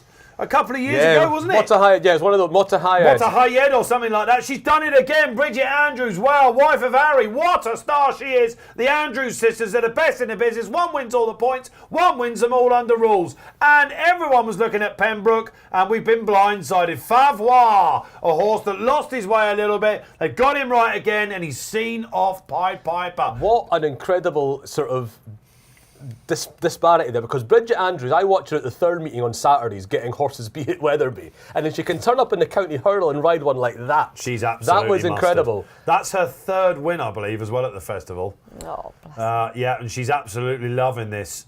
She loathes the cameras, Bridge does. Does she? Loathes it. We've been trying to get her on What a Shout for ages, and she's like, I'm just awful at it, and I am hanging up. But she is absolutely tremendous, and there's the hubby look on Pembroke, giving her a hug. And that was neck and neck. She's lifted that horse to beat Davy Russell in a finish. Yes, poor old Davy's having a rubbish week, isn't he? He's got beaten on that one, gave to Hooper a stinker, didn't he, yesterday? Maybe he should have stayed in retirement. What do you think, Dave? Oh, you've got you. Look, he's blown his nose. Oh, my. No, no. he's made a right mess of it. He's got tissue everywhere. Spitting feathers. I tell you, Spinning Feathers is right, because I thought you were going down the rabbit hole again. What? I thought you were going to start. You're trying to goad me into saying something about Davy Russell. I've got no opinions on it. I've literally got none. I think he's done. He's ridden a brilliant race there. I'll leave that to Michael O'Leary. I thought Pied Piper curled up a little bit there under pressure. He picked after the last. He picked after the last, didn't he? I thought he was coming to win it at the last. Is he a bit soft? He's always been a bridle horse, hasn't he? Yeah. The two horses at the top of the handicap looked like they were going to take it out. Sharjah just bottomed out the weight, probably got him, but God, nothing travelled better into contention than him. There were massive disappointments in the run, weren't there? Yeah, there's a lot. I mean, I think they've got left an awful lot to do, a lot of those horses. I want to see, I don't know where Yes, I the think first you two were right came from about that. particularly, but Sharjah got left a lot to do. Hunter's Your one. Yarn, far too much to do. Filey Bay, I think Filey Bay's too. run an absolutely smashing race there. He hit a couple properly down the back, Yeah. and he's still tanked into the race. Yeah. He's one to take out of it for me. I wouldn't be amazed if that ended up Great Woods and maybe even looking at a graded races. He looks about 3, didn't he? And still. Oh yeah, he kicked a couple out the ground down the back, and it didn't stop him a bit. I thought that was a really impressive performance. Good attitude, that. It's not been Emmett's week so far, but he's got the favourite coming up in our next race. I think he'd forgive it all if Noble Yates wins the Gold Cup as well.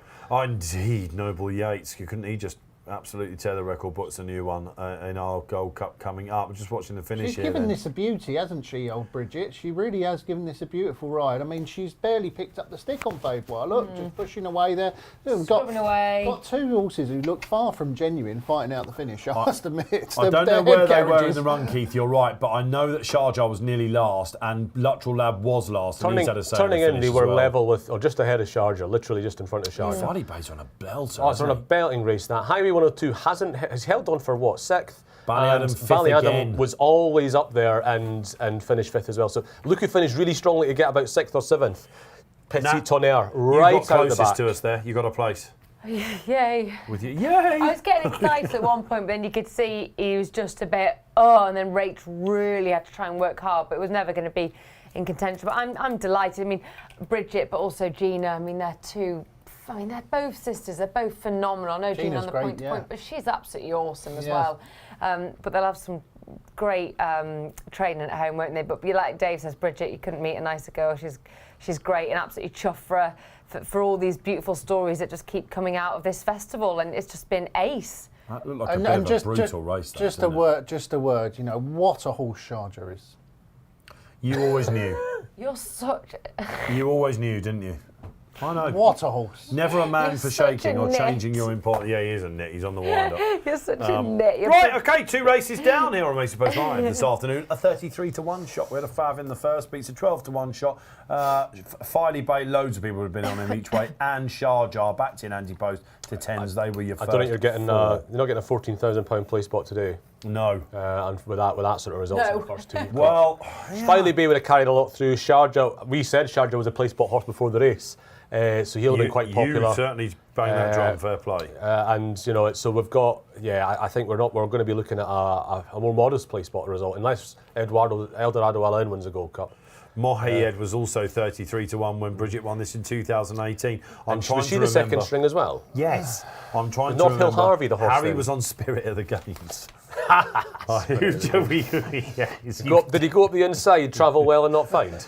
You could do a GIF about that. Every time Spirit of the Games is mentioned, you go, Spirit of the Games. Absolutely. Big softy. Yeah. But he's a Has he lovable run softy. this week? Probably no. They might have got him.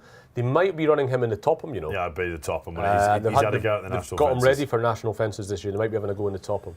All right, 2 races down, then 2 more to come here on Racing Post Live this afternoon. What a week it has been. Should we have a talk back at the week before we go to the Corbett's Cross race? Yeah, we will do. To the market. I found my notes now on 3-car brag. Excellent. The final word on the county. If there was, we all think about graded horses in the county. If there was one this year, it's probably Filey Bay, I'd say. That was to keep travelling, to keep moving, and to stay on like he did. He was given way too much to do. He never really got involved. Filey Bay ran a belter despite it all. He looked big enough to jump as well, didn't he? Filey Bay? Yeah, possibly. And it's exciting because if they can tweak his jumping a little bit, you'll see a different horse with Filey Bay. Performance of the festival so far. This is, of course, with an outlier that we've got number 1. We live in Constitution. We've got Hill number 1 at Constitution Hill's number 1. Betting so without. We're looking for betting without. I like it, Keith. Yeah. Highlight without. Keith Melrose. Highlight without Constitution. I think it would have been Energumen actually, because he just showed what he is. I mean, it's a little bit personal because I saw the light, a bit like Tom Siegel. We both on the Tuesday saw the light a bit and went, wait a minute, this is rubbish. You were never keen on Eberstone though, were you? No, this race is crap, and this horse is good. This is a good horse in a rubbish race, and he showed it. He really did show it. That me and Matt Gardner talked about it in Watch Out. It was his career best actually, in beating Captain Guinness by 10 lengths. Everything else was an all distance beat. Yeah. That's coming out tonight, by the way, this afternoon. If you want a review, hang on, T, sorry. If you want a review, What a Shout does all the RPR. We've got Matt Gardner, our handicapping in with the betting editor. We didn't invite the assistant editor in for that. we thought we had it covered, but we've done the brilliant review for you. It comes out around about 4 p.m, I think, or something like that, so you can watch that into the night with some Midlands national Matt tips Gardner and would stuff like struggle with an agent of chaos like Gino, wouldn't he? Oh, absolutely. We need to play it with a straight I back and be on think time this morning. That he's a very lucky horse, Nurjamin. Very fortunate horse. He's won 2 champion chases. Both times. I'm actually quite liking this flip of the coin on this. Both times his main rival was massively underperformed. I mean, if that was the Edward Stone that we saw at Sandown, then, you know, on the Pope. And so you should be watching What a Shout tonight, because Matt goes into exactly why he's rated him as high as he has. Brilliant. And I must say, I got it all and I went, yeah, from a figures perspective, that makes perfect sense. Well, that's the thing, yeah, you're right. He hasn't had to face a proper rival in either of his champion chases, but he's beat the second raters like a good horse Won should. it like an absolute worldie. He's beat the second. I mean, Funambule Civilla was second last year. Yeah. Captain Guinness was second this year. But both times, he battered them stupid. I think the best thing you can say about Nurjamin's win was that Editor de Jeet tried to go with him and really paid for it. I mean, look at the way that he came home up the hill, Editor de Jeet. He absolutely walked home. He got beaten for third by Green Teen, who was given a ride for third. And it almost certainly cost him third, didn't it, Editor de Jeet, just trying to take on the Nurjamin. Well, Greenitin he made that mistake at the top of the hill. Otherwise, he'd have stayed in the race a lot longer. Somebody has nominated, Grizzly Bears nominated Derek Fox. I thought it was a better ride this year. Oh, thank God for that. Yeah, it was a bit. I thought it was a bad. The horse had so much in hand last year, you couldn't make a mistake. And It was brilliant when he got ride of the season. I was like, has anyone got a Keith Cam going on when that award? Bad winning ride. We had a bad winning ride this year, didn't we? Gaillard de Menil, that was a bad winning ride. Yeah. Bad winning ride. Yeah, That's true. Bruce was very scathing about that ride. We'll come to Natty in a minute. Some people are talking about a Corrick Rambler Cam would have been great. Well, that's the sort of Cam you wanted. No, exactly. It's like the Queen going for a That's swim. Really? right. What, just like, it's like- yeah, right. You've been looking at the ambulances. Good one, that, yeah. Somebody on Twitter described it. I think it was Matthew Mantle, the guy's name. He says it was like somebody going for a swim and not wanting to get their hair wet. That's a hell of a name. Oh my God, that's what I do. If I put a bun on top of my head, I'm like this. It was a brilliant line. That's exactly what that horse does. And yes, he's very fancied for the National now. When do you present that horse in a National? You have to wait until the elbow. I Tell you what, good luck to you, Derek. Turn up on the 15th. Is it 15th? It's 15th, isn't it? Turn up on the 15th and I'll be telling you how Corrick Rambler wins the the National. Grand National, it's going to be the ride of all time. Isn't Yeah. It's got to be world class, that. Derek Fox says, hold my beer. All right, okay, so highlight without. Highlight with it, I thought Impera Pass was absolutely superb. Stolen my one. He was absolutely brilliant. The way he travelled through the race and jumped. And now, are we going to see Impera Pass versus Constitution Hill next year? Now, Willie Mullins afterwards said yes. I hope not. But I think we all hope that Constitution Hill is not going to mess around and do a Cavega and, you know, win 3 or 4 champion hurdles and He might do. become Mr. Brack. You know, I mean, well, there's been many a great hurdler over the years. See You Then, and you know, people like that, and all right, maybe not in the same league as Night Nurse and Sea Pigeon, the absolute greats, but. You know, if Constitution Hill can go chasing, win a Gold Cup, it takes him beyond anything that we've ever seen, in my opinion, and he would be the greatest horse of all time, bar none. If he wins 3 champion hurdles, then he's alongside Night Nurse, Sea Pigeon, and Mr. Brack. Do you want to be alongside nobody right up there, or do you want to be one of the greats? I think you want to be alongside. Not with nobody on your own, is what he means. Up there on your own. I get I both. see, a solo you mean. Oh, I see, right. Jerry Maguire the other day on the Good Morning Cheltenham show. Jenny Maguire.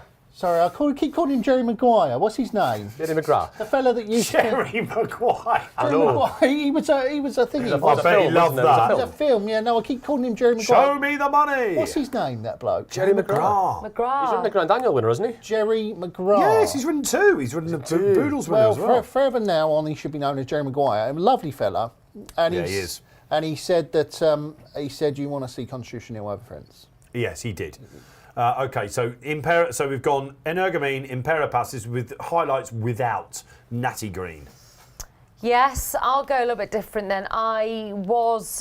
As we're watching, sorry, can I? Sorry, No, to interrupt you that, but go, look, no. there is a stewards here, and there's been They did hanging. have a bumpy dump, didn't they? There's been A bumpy dump. They did. Bridget has a whip in her right hand, gives the winner a crack, and he just goes that little bit. True, actually, I and saw given the margins involved, it's a test for the new rules. It's fair to say.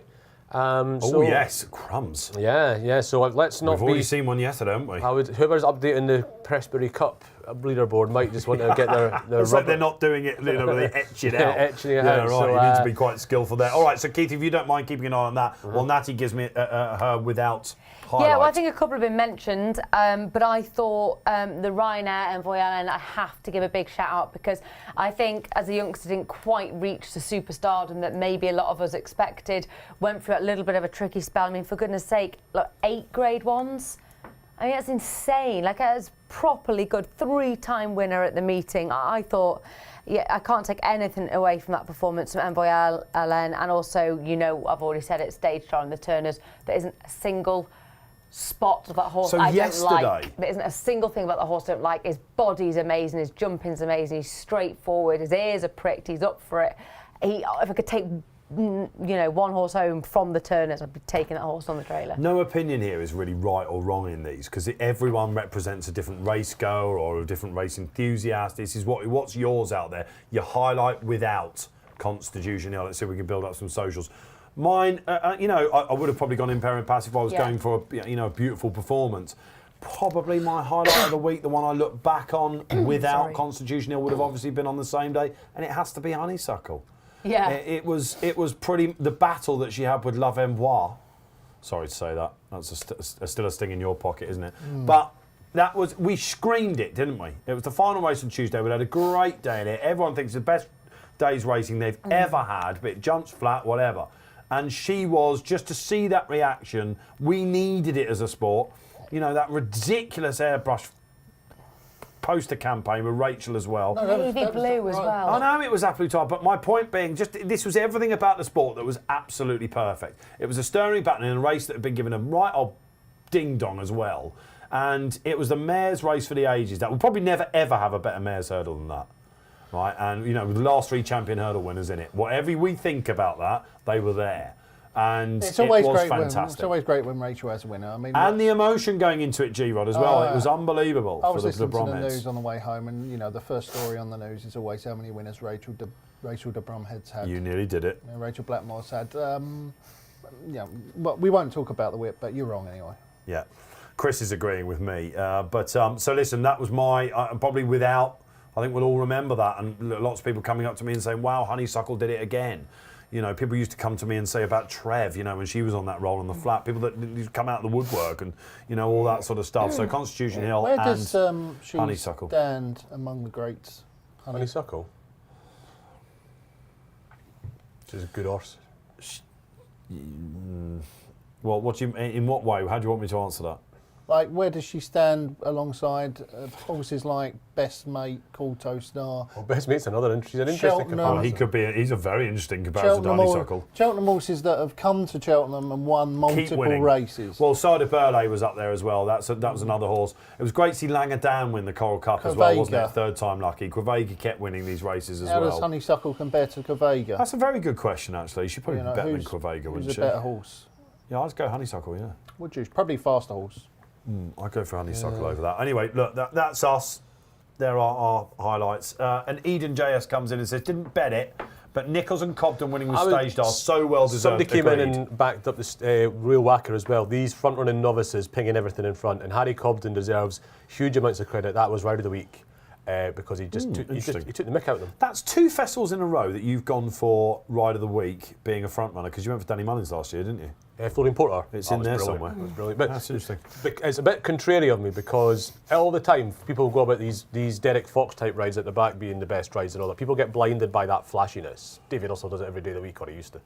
And the best rider is often the one, like Harry Cobden has had 6 jockeys against him. Mugging them off a bit, you mean? 6 top jockeys, and he has made them all look like monkeys for that 5 minutes. Yeah, Ruby Walsh was quite vociferous on that. OK, we're moving on slightly. I'm going to give you a quote, if you don't mind, from Willie Mullins, coming into us about Lossiemouth. Rather than fighting Lossiemouth, Paul let her gallop.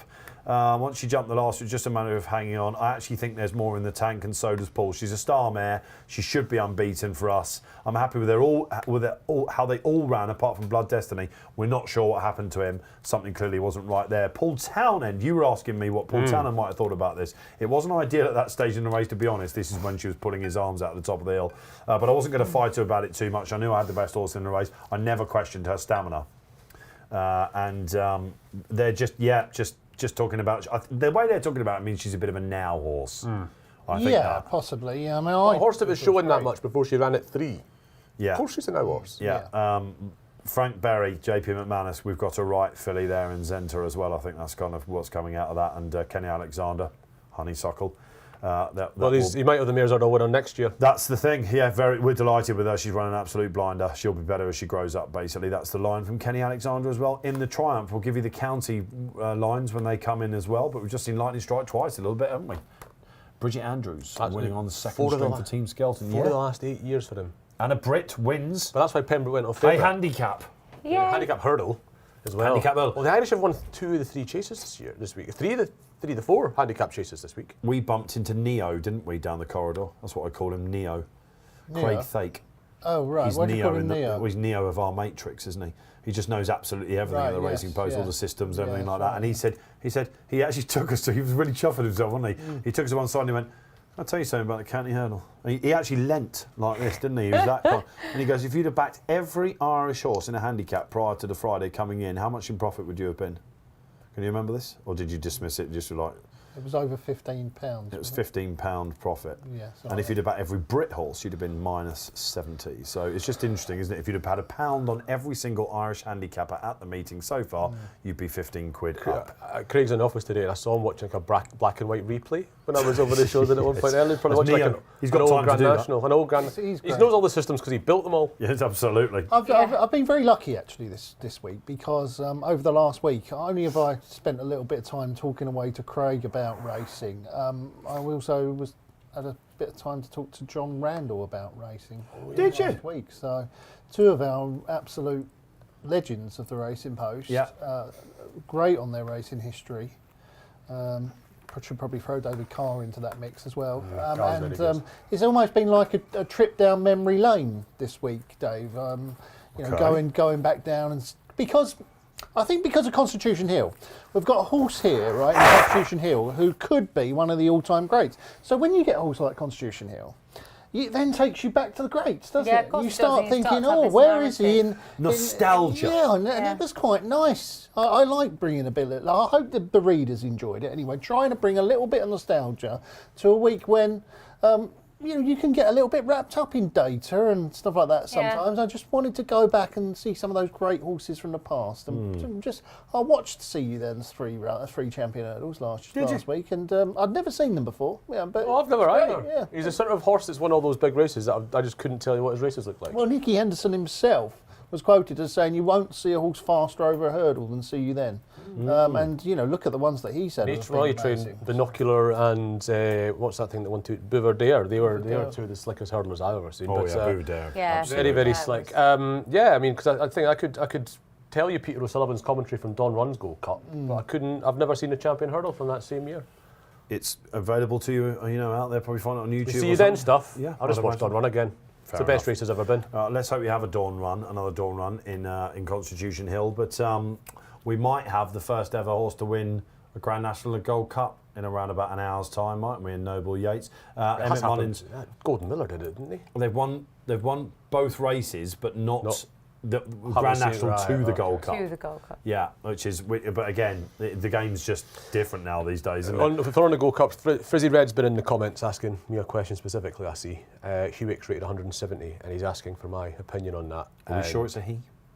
I'm not sorry. He's got Sideshow Bob as the avatar, which is so. I've made assumptions there. And I do apologise. It was the avatar. A they, I think. Oh right, okay. It was a Sideshow Bob avatar that's made me lean a certain way. But anyway, Hewick 170. I assume it's based on he was running off 163 the day that he unseated at the last when Bustleton won. Was it an unseat? I thought it was a film. Yeah, might have been a film. Anyway, went out at the last, and he's gone up. He's £7 higher than that. Now I would be of the opinion that's plenty high enough.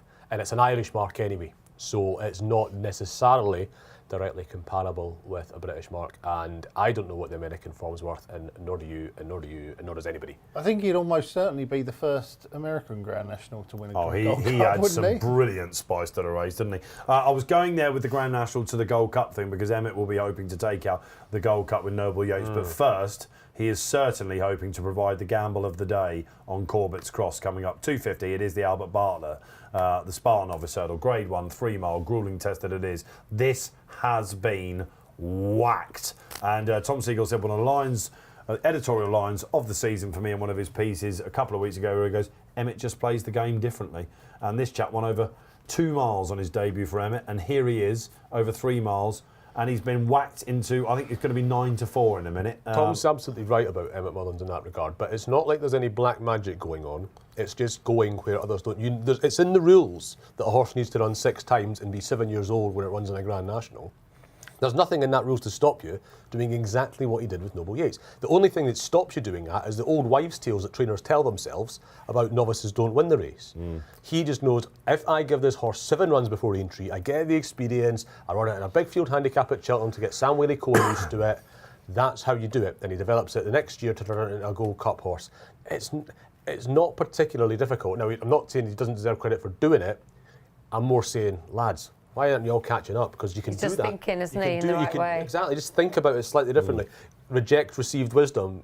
Pundits are telling you to do that all the time. It seems to be much harder for trainers to do it, but if you do, you end up, you can do the things that Emmett Mullins does with a relatively small string. Well, he does do it very, very well, and he has got the smashed off the balls favourites in the Albert Bartlett. Has anyone put their hand up for Corbett's Cross here, by the way? What I would say is it was pretty awesome at Naas last time. I mean, this horse looks to be able to go on varying ground, which is a big plus. It looks, really nice type of horse, and it travelled really well off a good pace. I mean, it was awesome performance last time at Naas. But There's a superstar in the race, probably him, isn't it? Yeah. It's awesome. To be able to do what he's done over 2, 3, Interesting. keep winning. So versatile. Yeah. Such a versatile horse, which shows an incredible attitude. But as I said, I'm on 3-card brag actually in this, but I reckon he looks a proper horse over 3 miles. We asked you for a leg of the Lucky 15, you gave us this. Is this Natty's best of the day? Yeah, why not? Why not? I just hope that he proves what I think he could be. He looks like a proper 3-mile horse. Now's the time to prove it. He's got to prove his worth. Yeah. In a deep race, he made all at Fairyhouse, staying on really well last time. Look, I'll give you the compliments about this horse. He's got a massive engine. He looks a proper horse, a proper 3-mile. He can gallop. The one thing that I find negative about him is he certainly needs his mind keeping on the job, doesn't he? You've got to admit he can have a look around, he can race a little bit lazily. You're going to have to, I call it, keep him on the phone. He's a bit like, you've got to keep him on the phone. He's a bit a tendency to sort of, go and do what he wants. But isn't he not, though, going to take, it's going to take a fair horse to outstay and outpace this horse, because he's got the engine to boot and he stays. But this wandering round, what he needs to do today, Dave, for me, is he's got to concentrate. There's a horse in the field that has emerged better at the weights against Corbett's Cross in this race. Who is it? It is Seabank Bistro. Yeah. Yes. Who's been for money a little bit. He was 20s even last night. He's come in a little bit. That day they ran in what looked pretty filthy ground at Limerick. He came out, he was giving him £5 and was beaten 3.5 lengths that day. He went off favourite to beat Corbett's Cross. That's good form, that is. Yeah. He's only won once. He's only won since. And he then Seabank Bistro gave him a bit of a spanking next time at Naas over. He was 4th in the champion bumper, this fellow, wasn't he? Gave the outside to nobody in 4th in the champion bumper. So the Cheltenham form's there, and that's been a big thing this week, certainly for yourself. Yeah, it has. And this horse is coming back. He's from the family of a horse I absolutely love. What's your favourite Pipey winner? Mullins winner of the Pipey? Sir Deschamps or... he was up there. He's second to Cheltenham. Oh, blimey. And he's from the family of Cheltenham, who ended up... Did he win an Irish Gold Cup? He won... Or fell at the last when he should have. He was the one that spread eagles, wasn't he? That's right, and Walsh got him up again. He's a very good horse, very fragile horse. This Seabank Bistro, he's a big horse. He's going to suit a staying trip. And the reason this is a very hard race to pick the winner is because these horses, compare with the Triumph, right? We talk about Lossiemouth. That horse is so far up on her curve of development. She's fizzed up, she's an early horse, she's this year's horse, has been said. These horses, Manila Endo went off 50s for this race. We're talking about embryos, aren't we? Because he was so early on his development curve that when he came into this race, we couldn't tell what he was. A Gold Cup winner winning at 50 to 1 in the Albert Bar. So it's all about how you develop through your career. As well. Seabank Bistro is bred to be a staying chaser, walking the park and from that family of Cheltenham. He's just got better by the run. He's got that good form of Corbett's Cross when he came out better at the weights. He's been kept to sort of lower levels as a hurdler. He's obviously got a lot of experience in good races as a bumper horse. I just thought he was a real outstanding price at 20 to 1. I'd rather Paul had chosen him, to be perfectly honest. Patrick's riding him, but He just struck me as the sort of horse that's on the right part, the steepest part of his development curve. Yeah, I've had a couple on Twitter say Seabank Bistro, Nat. Yeah. Okay. All right. So dining at the Seabank with Keith Melrose tonight potentially. Let's see what the rest of you are doing. Toon 2020 comes on and says Favori de Champdou. That's Tom Siegel's pick, isn't it? He was certainly going to pick that up. Yeah, the 8-year-old 3-card Bragg needs heavy ground. No chance today, says Stephen Loftus. Stephen, good to see you back again. And Frizzy Red comes back on and says, is it proper soft out there? The Times doesn't suggest it. No, it's not, is it? No, it's not soft ground. No. Not at all. I think 3-card will get away with this, though. He's never been over the trip, and I don't mind him. But he's Nice a jet and away. sunny, isn't it? It's horrible here in London. It was peeing it down earlier, wasn't it? Peeing it down. Okay, all right. So if you're Keith's point there about reason why it's hard to find a winner here. You look at that 50-1 about Manila Indo. Look into 50-1. He beat Commander of Fleet, Gold Cup winner. Allaho. Dual brilliant Ryanair winner. Allaho didn't stay. Listener, well, it doesn't matter. It's what's in the race, isn't it? But they were all so early in their career. Didn't even know anything about Allaho then. These horses was very early. Listener, Oscar. Stayers. Don't. I know. Don't. And what was the favourite in it that year? It was. I've got to keep going down. Was it Time Hill? That was Monkfish's year. That was a good year. That was. Let's have a look. 4-1 Fav was. Yeah, it was Commander of Fleet. The one favourite. The last favourite to win this. At Fisher's Cross, I think. Bosh, done it. But that was all those years ago. So 10 years ago now, isn't it? We've got 9 years without. It's all been double figures, bar Monkfish prior to that. So Favourite win today, Dave. You what? Favourite going to win today. You were nodding when I was doing the Corbett stuff, so this is the G-Rod hope. Yeah, I think he'll win. I think he's just better than this lot. This race is full of old staying chasers to be, and Corbett's Cross I think has got a little bit of the X factor about him. The fact he can win over 2, win over 2.5, win over 3, seems to go on any ground. Yeah, if he can't win this, then you'll be disappointed, I think. Ooh, I don't know about that. All right, seeing the ball big, though, is G-Rod. I like Hidden Valley Lake. Oh, I was about to say that. What about this Hidden Valley Lake? They ask us, don't they, before the turn of the year, give us a bet in 2020. And do you know, out of all of them last year, it was only Tom Siegel that got it over the line with Edwardstone in the Arkle. Do you remember that? And he came back. Close. We were all close. Close. All of us were close. Can't remember what mine was, but I'm sure it went very close. Of course I did. I put up this chap because I knew he was going to run here. Everyone was going for it. I think Maddie went for Corrick Rambler, actually. Do you know I was what going to go was? for that. It was Sarda Grugy in the Grand Annual. Not Sarda Grugy, Eritigiit in the Grand Annual. Shows you how wrong we can be. 2 days later, he won the Desert Orchids. And actually, you poo-pooed me about this. Do you remember I sent a copy to you and you went, oh yeah, I just let it all go. Do you remember you had disparaging? Pseudo Shrewdy horse, this one. Right, but I knew it was going to be, and my reasoning was half the battle with these novice races knowing who's going to run where. It wasn't until last Friday that we started hearing that Impera Pass was actually going to run in the I know what the argument is. I can tell you the argument. The argument is that he ran a fast finishing sectional when he won that race in Ireland, and then he ran him in the same race that he won with, I think, Manila Indo before, or he ran Manila Indo in before he came here. Yes. And that was a messy everyone race. just jumped on the bandwagon and was like, well, he was good there. Henry's running here, which suggests he must be going there. Pseudo Shrewdy stuff. I am one of those. He absolutely slammed Cool Survivor at Cork, your favourite track. I've been to Cork. You ever been to Cork Racecourse? Yeah. No, not been to Mallow. Flat. I've been to Cork lots of times, but not to Mallow. A lovely racetrack. I'd like to live in Ireland for a year or so. Yeah, great Whereabouts? place, isn't it? I don't know, really. I just really fancy Killarney is the one that Limerick. everyone wants to go to, isn't that right? It? Was the most picturesque racecourse in the world. Yeah, it's a nice looking track, isn't it? Yeah. Limerick?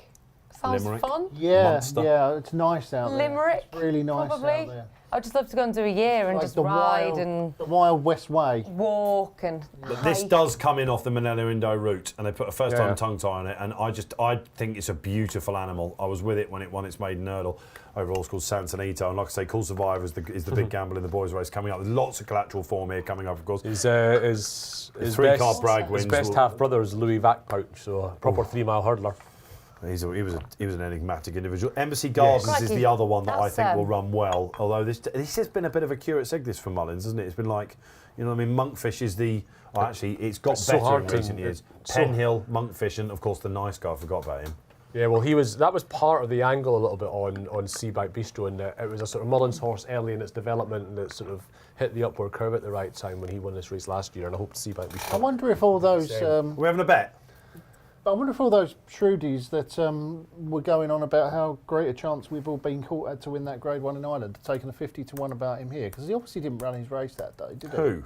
We've all been caught. Oh, right. Yeah, no, it was too quick for him. A lot of people fancied him in that race in Ireland. I you know. did. So Lots this is of the egg people. on face horse, as I call him, the one you've forgotten about. You've forgotten about him, and then in he wings for the Cheltenham Festival, jump that day 50-1. very well. Yeah. It could happen, couldn't it? But Rock My Way's ahead of him in the betting by 26 I points. think he's got a bit more improvement in him, personally. I've backed Rock My Way, actually, each way. You have? Yeah, I think he's got a really good chance. Hoping he hosies up. I would love to see Sid Hosey. You must love Sid Hosey's show, because basically he did that thing that you said. He did the thing you said, which was, He did. I don't fancy having. I don't rate these trainers much, so I'll do it myself, and he's done okay. He's So actually you must doing well, you must like that though. Must Yeah, We you? I love him it. crowing about it last time we was on. Absolutely love it. And Let's get the bet on, then the app's up, then two had- in this. He had a horse called Lieutenant Rocco finish fourth. One Running each really way, well. one win. Let's have Running £10 really well. on the fav then, because you're quite strong on this. You say he's disappointed if he doesn't win. £10 Let's go Seabank Bistro for Keith as well. Yeah, I think you should put that in. Let's put the 5 to 2. bistro in. It's tasty. Tasty. Always came I back. want to be a bistro fan, you know. Of all the restaurants that are on a promenade, I'd go to bistros. I'm not It's the modern one, if European I wanted to taste garlic, it's the one I would go into. snails. Snake. Oh, I love a Soap is fast on scargot. that. I'm going to taste it. Do you know that's the key to French cooking, by the way? Just Garlic. butter and garlic. Yeah. Just butter and garlic, everything. True, and a bit of white wine. Bit of white wine, yeah, Bit of white exactly. wine. Keith, are you ready? Oh, This Colin. is testing your Come larynx on. before the big one. Right. Okay. It is the third race of 4 today here on Racing Post Live. It is the Albert Bartlett. Could we be seeing some future Gold Cup winners in it, like Manello Indo? Let's hope for. It's a really, really classy lineup. Good way. Whichever you play, I hope you do win it in the 250. Over to Keith then. Right, they're lining up for the Albert Bartlett. You've gone very early here. Ah, Nemesis hurdle. Is it too early? That's like the commentators hate that, don't they? When you throw it a bit, you've got to fill and all that sort of stuff. I'll not fill. I'm happy to sit in Let's see how silence. Keith deals with it.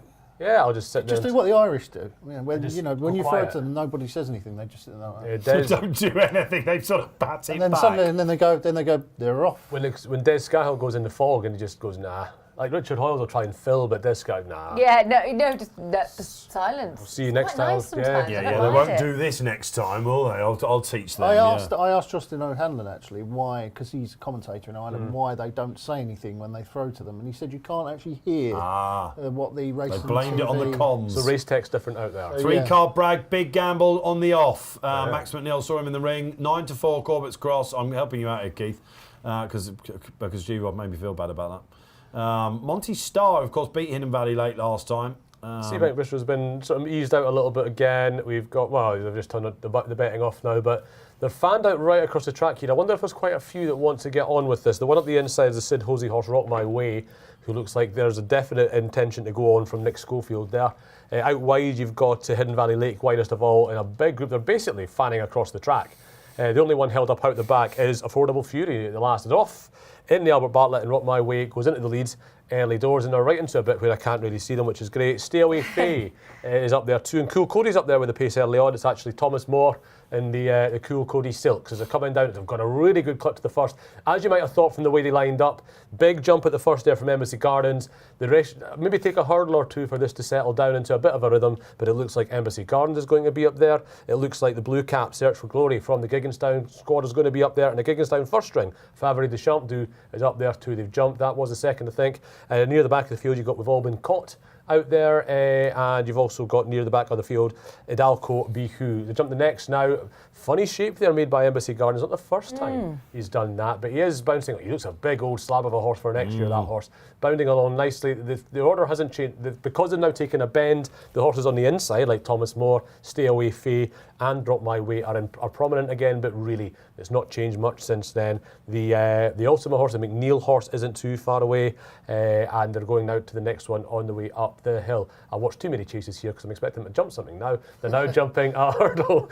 Out the back there, we have... Sandal Clegane wasn't good there. Yep, Saint Palais, I'm looking for Saint Palais, is right in the middle of the pack, turning up in this race. Embassy Gardens, they've got a hold of him now. Paul Town has got a hold of Embassy Gardens, but he's 4 wide, because he's got on the inside Drop My Way. Outside of him is Thomas Moore, then it's Stay Away Faye, and then Embassy Gardens is on the widest of the 4 leaders. Also in there's the Gigginstown horse Favre de Champdu, and as they come down the hill first time, has anything caught your eye so far, Natalie? Not really. I mean, they're so well sort of bunched together, aren't they, to be honest with you? This They're all a bit keen. Yeah, there's a few keen ones in this. And a Corbett's.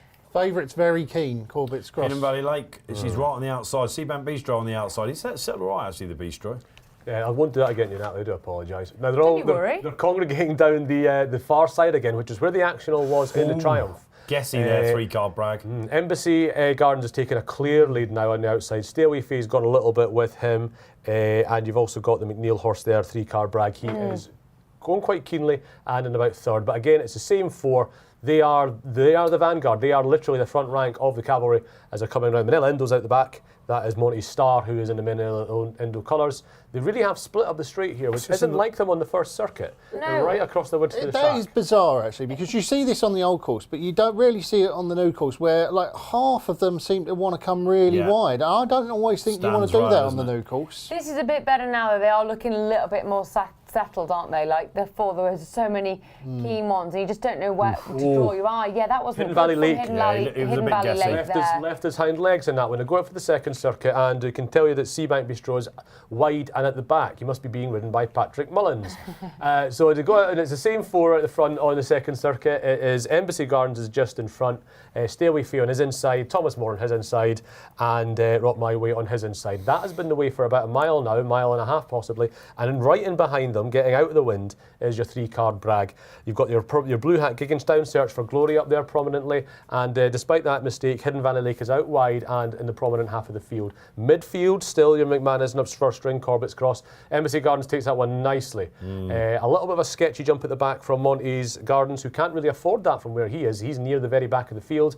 We've all been caught, still travels quite well 3/4 of the way back, and it's still Embassy Gardens has now got a clear lead. He's jumping a little bit to the right. Fiddly jump there from Thomas More, and a little bit the same from Corbett's Cross. And you just want Corbett's Cross just to chill out a wee bit, Yeah, don't you? he's He's too pulling keen. just hard enough, every opportunity. The Kev Cromwell's, let's be clear about it. Just... there was a bad error by Seabank Sampalay, I think. the Seabank Bistro he's not having fun either. Maybe he was too far away from all the other horses. So we're in and out now. We've got Idaho Bihu at the back. Embassy Gardens, he's getting pulled up. Something's got a bit of an eye there. Yeah. We've got Embassy Gardens. So basically, your front 4 in the same order we had before with 3-card brag right behind them. Nothing has changed there. Let's be clear about it. Has moved up. Is that your Cromwell horse? It is indeed. It's My Mate Mozzie colours. He's tanked his way He's through. tanked his way into another flicky jump from your Embassy Gardens. Embassy Gardens, he gets his front leg, flicks his back up a little bit. So they're now reaching near the top of the hill here. Nothing's changed in between. The only one I can see that's moved up is Let's Be Clear About It. Still very patient on Corbett's Cross's Mark Walsh. Your Gigginstown Blue Hat is slipping back now. Search for Glory. That looks like the race is run for him. Wide and still in touch is Hidden Valley Lake. As he moved down the hill, Monty's Star looks a bit beaten as they're coming down the hill now, and they're starting racing. Now, what's this thing Now in the back? racing. Affordable Fury is moving into the race a little bit, now. as is Sandor Clean. And we've got, as they're fanning out down the track, widest of all is Hidden Valley Lake. How wide is she going on Hidden Valley? It seems to be the way they were going. He is The McManus second string Don Sandor Rising looks to Clegane be coming deep. back. So it's still the 4 that you expected before, but really tanking is Let's Be Clear About It here. As they come and jump the second last. It's Embassy Gardens still up in front. Back Fee, stay away. Corbett! Stay away, Fee is still there. Corbett's Cross is tanking into this race. They must be very, very confident from here. Will he stay? That's the question. Will he stay? We've got the Gigginstown second. Very hard. So Shambally Kid is coming This is in. like the county hurdle. There's 8 in a line. He's tanking. Corbett's Come on, Cross is 3-card brag. absolutely Mine's gonna tanking here. struggle to Corbett's find Cross it. is going so Come on, well. Corbett! 3-card brag is having to mine wants switch to out. drop Stay the Stay away. away phase as game as they come, you know. She's finding lots. She's finding lots. Stay away face. She's a danger to Corbett's Cross as they come down to the last. Let's be clear about it. Is paddling. One pace under pressure. One that's come right He's from going to the get back. his Nichols. Stay away face. Hit the front. He's hit the front. And Nichols wins a novice hurdle if he jumps the last. if she gets up, Corbett's Cross is out. The danger's Affordable Fury. Stay away from front. Affordable Fury's coming. Let's be clear about it. It's still This is keeping all on. over. But Sandor Clean is staying on as well. Stay away Fee is not being caught here. I don't think she's idling. Oh, it's not going to be much in it. Stay away Fee's going to hold Sandor on. Clegane gets second. Sandor Clean gets second. Stay away Fee wins the Albert Bartlett. I think that might be Nichols' first winner in the race. Oh my Back to the head as it word. down the years. That is game as hell. Some ride there from Harry Cobden again. Just he rode his own race, I think, because there were so many in there that were on his outside. She stayed down the middle. He rode his own race. He's brilliant at that.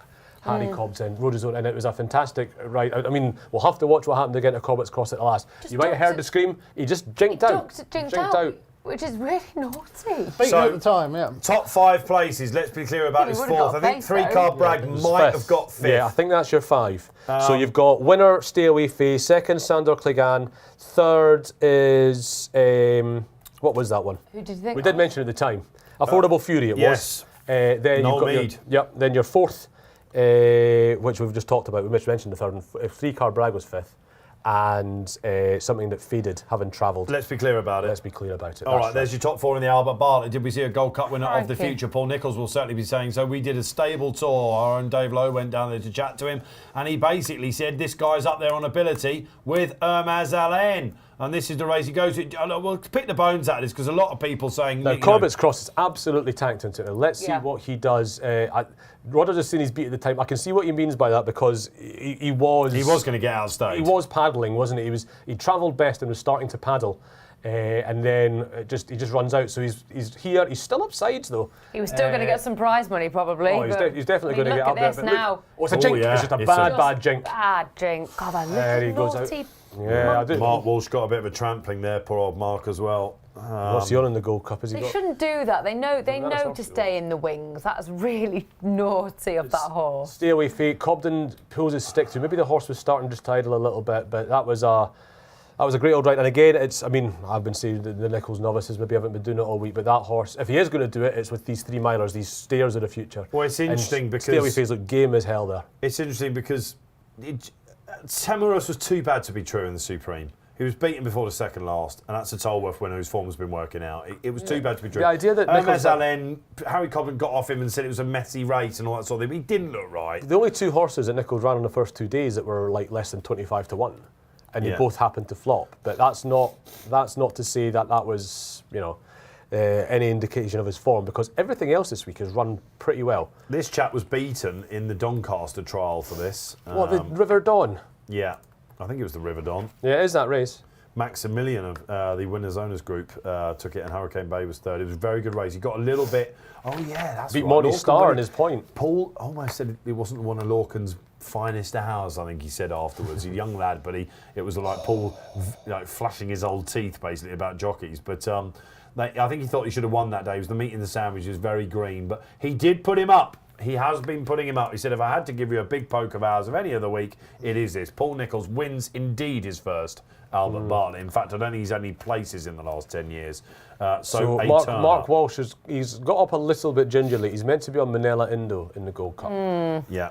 So we'll see if he can take up that ride. Cobden was singing about this horse at the previews as well. He did one, didn't he? Yeah. And I wondered if a horse has ever... Chap has basically poo-pooed it and told him to move on. And I think Harry had a couple of beers and I'm like, no, I need to do, all that sort of stuff. But yeah, no, Harry Cobden and Paul Nicholls at the double then, guys. Nat, great to see, isn't it? Team Ditchy. Fantastic. And Paul's face, what I do love about him, it was a real, everyone in the paddock was full of cheer. And He knows how to give it the large, Paul, doesn't he, when he's celebrating now? I think it's nicer for Harry Cobden, though, isn't it? Yeah. Open to enough. And I think it's a great advert for Harry Cobden being one of the best jockeys. People have been telling me for years he's one of these best ones, and I've always thought he's very good. I'm not seeing Dettori in him yet, but I see Dettori. I see top draw ability now. That is a guy that knows how to win races. Which is Yeah, great. because a lot of people have pigeonholed him for being at the big meetings, the chase jockey, haven't they? But and he's had enough. He's taking the mick out of these Irish boys from the front. yeah. Brilliant riding. There's a lot to be said for the British top trainers actually getting in on the act this year. Do you know what? 3 races down, we've won 2 We've won on the 2. Irish Day. It's St. We've won Patrick's 2. Day. I haven't even said Happy St. Patrick's Day to everyone out there. This is the day, like last year, when Mullins and Ireland won everything. Yeah. So it's great to see. This has been one of the downsides of the Ireland-England thing over the last couple of years, is that Britain have had their winners, but our real top trainers have not come to the party, have they? People like Nicholls and... He deliberately avoids it, Nicholls, really, because I've said to you, I said the other day... Not this year, though. He was more bullish this year. He has been more bullish. With more than a whiff of change about his preparation. He knows he doesn't have to worry about the trainer's title very much. When it was possible that Henderson or even Skelton would beat him for the trainer's title, he would go for the best bang for buck prize money. That means not going to Cheltenham, because the Cheltenham races aren't worth as much as they are competitive, if you know what I mean. So it's that's why he's doing it. He's and when he sends them and gets them there, he's had 2 winners this week. Was it about 3 years ago? Because honestly, with COVID, I've lost half. It feels like I've lost half of the last 5 years. But was it 3 or 4 years ago when Nicholls said something really great and? with daughter Megan, it was like, look, I've got a load of really good young horses. They just ain't ready. They were like 3 and 4 year olds. It can't have been that long ago yet, and I remember him just making that point quite clearly, and he was always very firm. He goes, look, I've got a load of nice horses. They just ain't quite ready to be there, and now we are seeing the Let's talk about this. We've just said that on Irish Day, as we call it, never mind it being St Patrick's Day, we're talking about the number of winners that Ireland usually has on the final day of the Cheltenham Festival. So far, we've won 2 of the 3 races.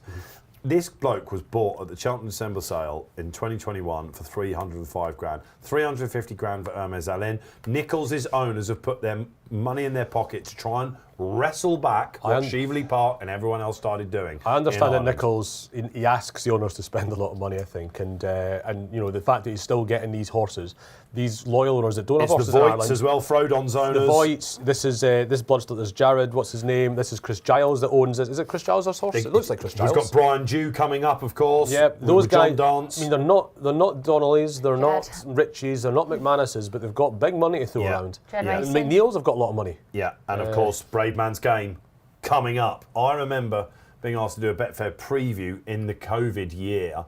We did it in the theatre. It was the last one of those great Betfair previews. And Nichols, we went for dinner. I was lucky enough to sit on a dinner with him and Elliot and Barry Orr and people like that. And I was in this room and sort of, Kevin Blake and that sort of thing. And Nichols was telling us how he'd come to this dinner from a lunch with John Dance. And John Dance didn't have any jumps horses at that time. And he goes, I think I've just told him to get his hand in his pocket. It was all about Laurens at the time and all that sort of stuff. And the big one is coming up now. So very persuasive, Paul Nichols. And in the dance colours, I believe. Yep. And the tide is turning, isn't it, a little bit? And it's all about getting your money out of the sale. And John's got more and more and more into it. I mean, this new yard he's building is like something it's going to rival Ben Pauling's place, John Dance. Unbelievable what he's setting up. Has he got the man James Horton? Yes. Yeah, I like him. Stoutie's older sister. Yeah, I like him. He's good. He's a good trainer. Yeah, he's really good. Trainer. So let's see if the market has rippled on the fact that Nichols is on a quick double then in the race of the week. It's our last of the week as well. What fun we've had. Let us know you're still out there. I can see the chat going crazy. Let's get the one. We're going to try and get the combination. I mean, it's easy, this game, isn't it? We're going to try and get the last profit of the week for the Injured Jockeys Fund by doing a combination tri-cast, I think, in the Gold Cup. Yeah. We've all been asked for our 1, 2, 3s, whether you're on previews, whether you do editorial, whatever you do, whether you're out there and you're talking in the pub, your 1, 2, 3. It's the one race of the week, really, isn't it? Where you can have your 1, 2, 3, your gold, your silver and your bronze. Who's it going to be? Keith Melrose has done the analysis in the paper for you today and in your members club. You've probably seen that. Keith says it is the best since Corto started. 2019? 2009, sorry? Well, the last one he ran in was 2012. I mean, he and Long Run came in with like 180s Was behind it 2009? him. That was his second Gold Cup. Yeah. And the following year was maybe the best year because he came in with his 190. Denman had his 180 odd from the Hennessy, and Imperial Commander had his 175 from Pushing Cattle Star in the Betfair Chase at Haydock. That was probably the best one, I think. But this year's the depth. There's 8 horses of the 13 have got 170 plus Racing Post ratings.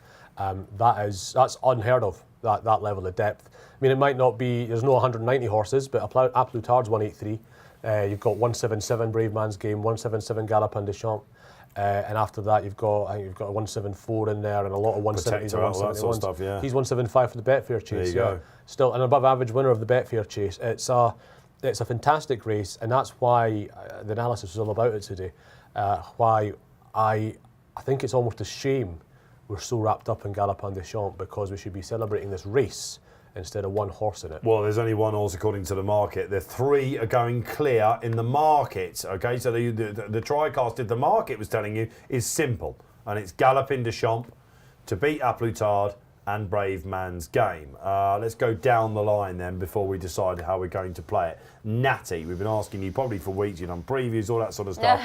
Who did you put up a month ago and who are you putting up today? Have you changed your mind? I know, I do keep changing your mind. It's one that it's easy to do, isn't it, in things like this. I mean, going through them, it's just like Keith said, it's the most amazing lineup. You know how much I love a hoist in Europe, but he's a kid in a sweet shop, and I just don't think, personally, compared to some of the other lineups, that he's going to be able to do this. If I'm completely honest, Aplutard is such a superb jumper, in my opinion.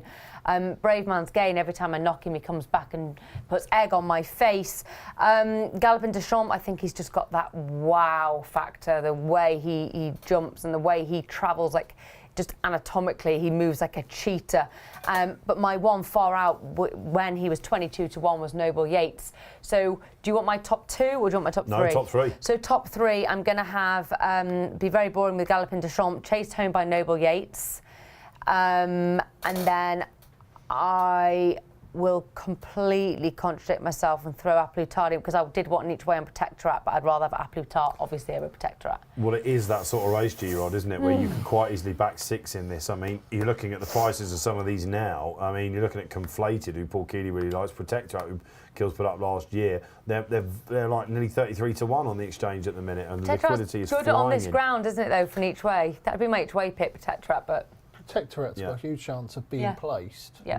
Well, I can't see him winning it, but, you know... I know it's weird because he was third in this race last year. I think this horse might be very best on flat tracks. Do you know what? He's just never a horse I've ever really got right. I got the many clouds that day. Me and Keel's got him very wrong as a novice because he'd blown his mind at Kelso one day, and we said he'll be a good horse next year. Just give him a break and get him back. And he won a Grade 1 at Aintree next time.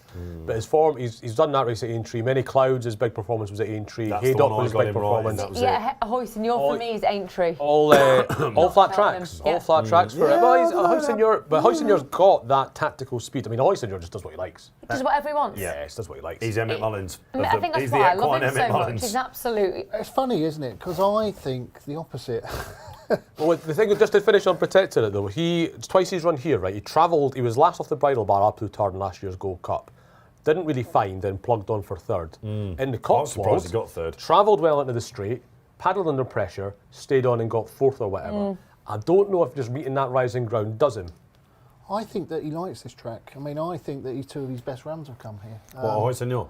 No, Protectorate. Oh, right, okay. I think that when he finished second off a big weight in that, what was that race called? Paddy Power, wasn't it? Yeah, the Paddy Power. What was that race called? Yeah, I think that was a good run. And he was third in the Gold Cup. I wrote in the preview last year, I said he's the best of the British at a track he likes. I remember saying that. But you're right, since then it has been flat tracks. And I also think that Hoist and Your like Cheltenham. Yeah, Hoist and Your, like Keith really says, he could win on the moon. He just, it's just whatever he wants to do. That horse, his best performances have come in fast finishes.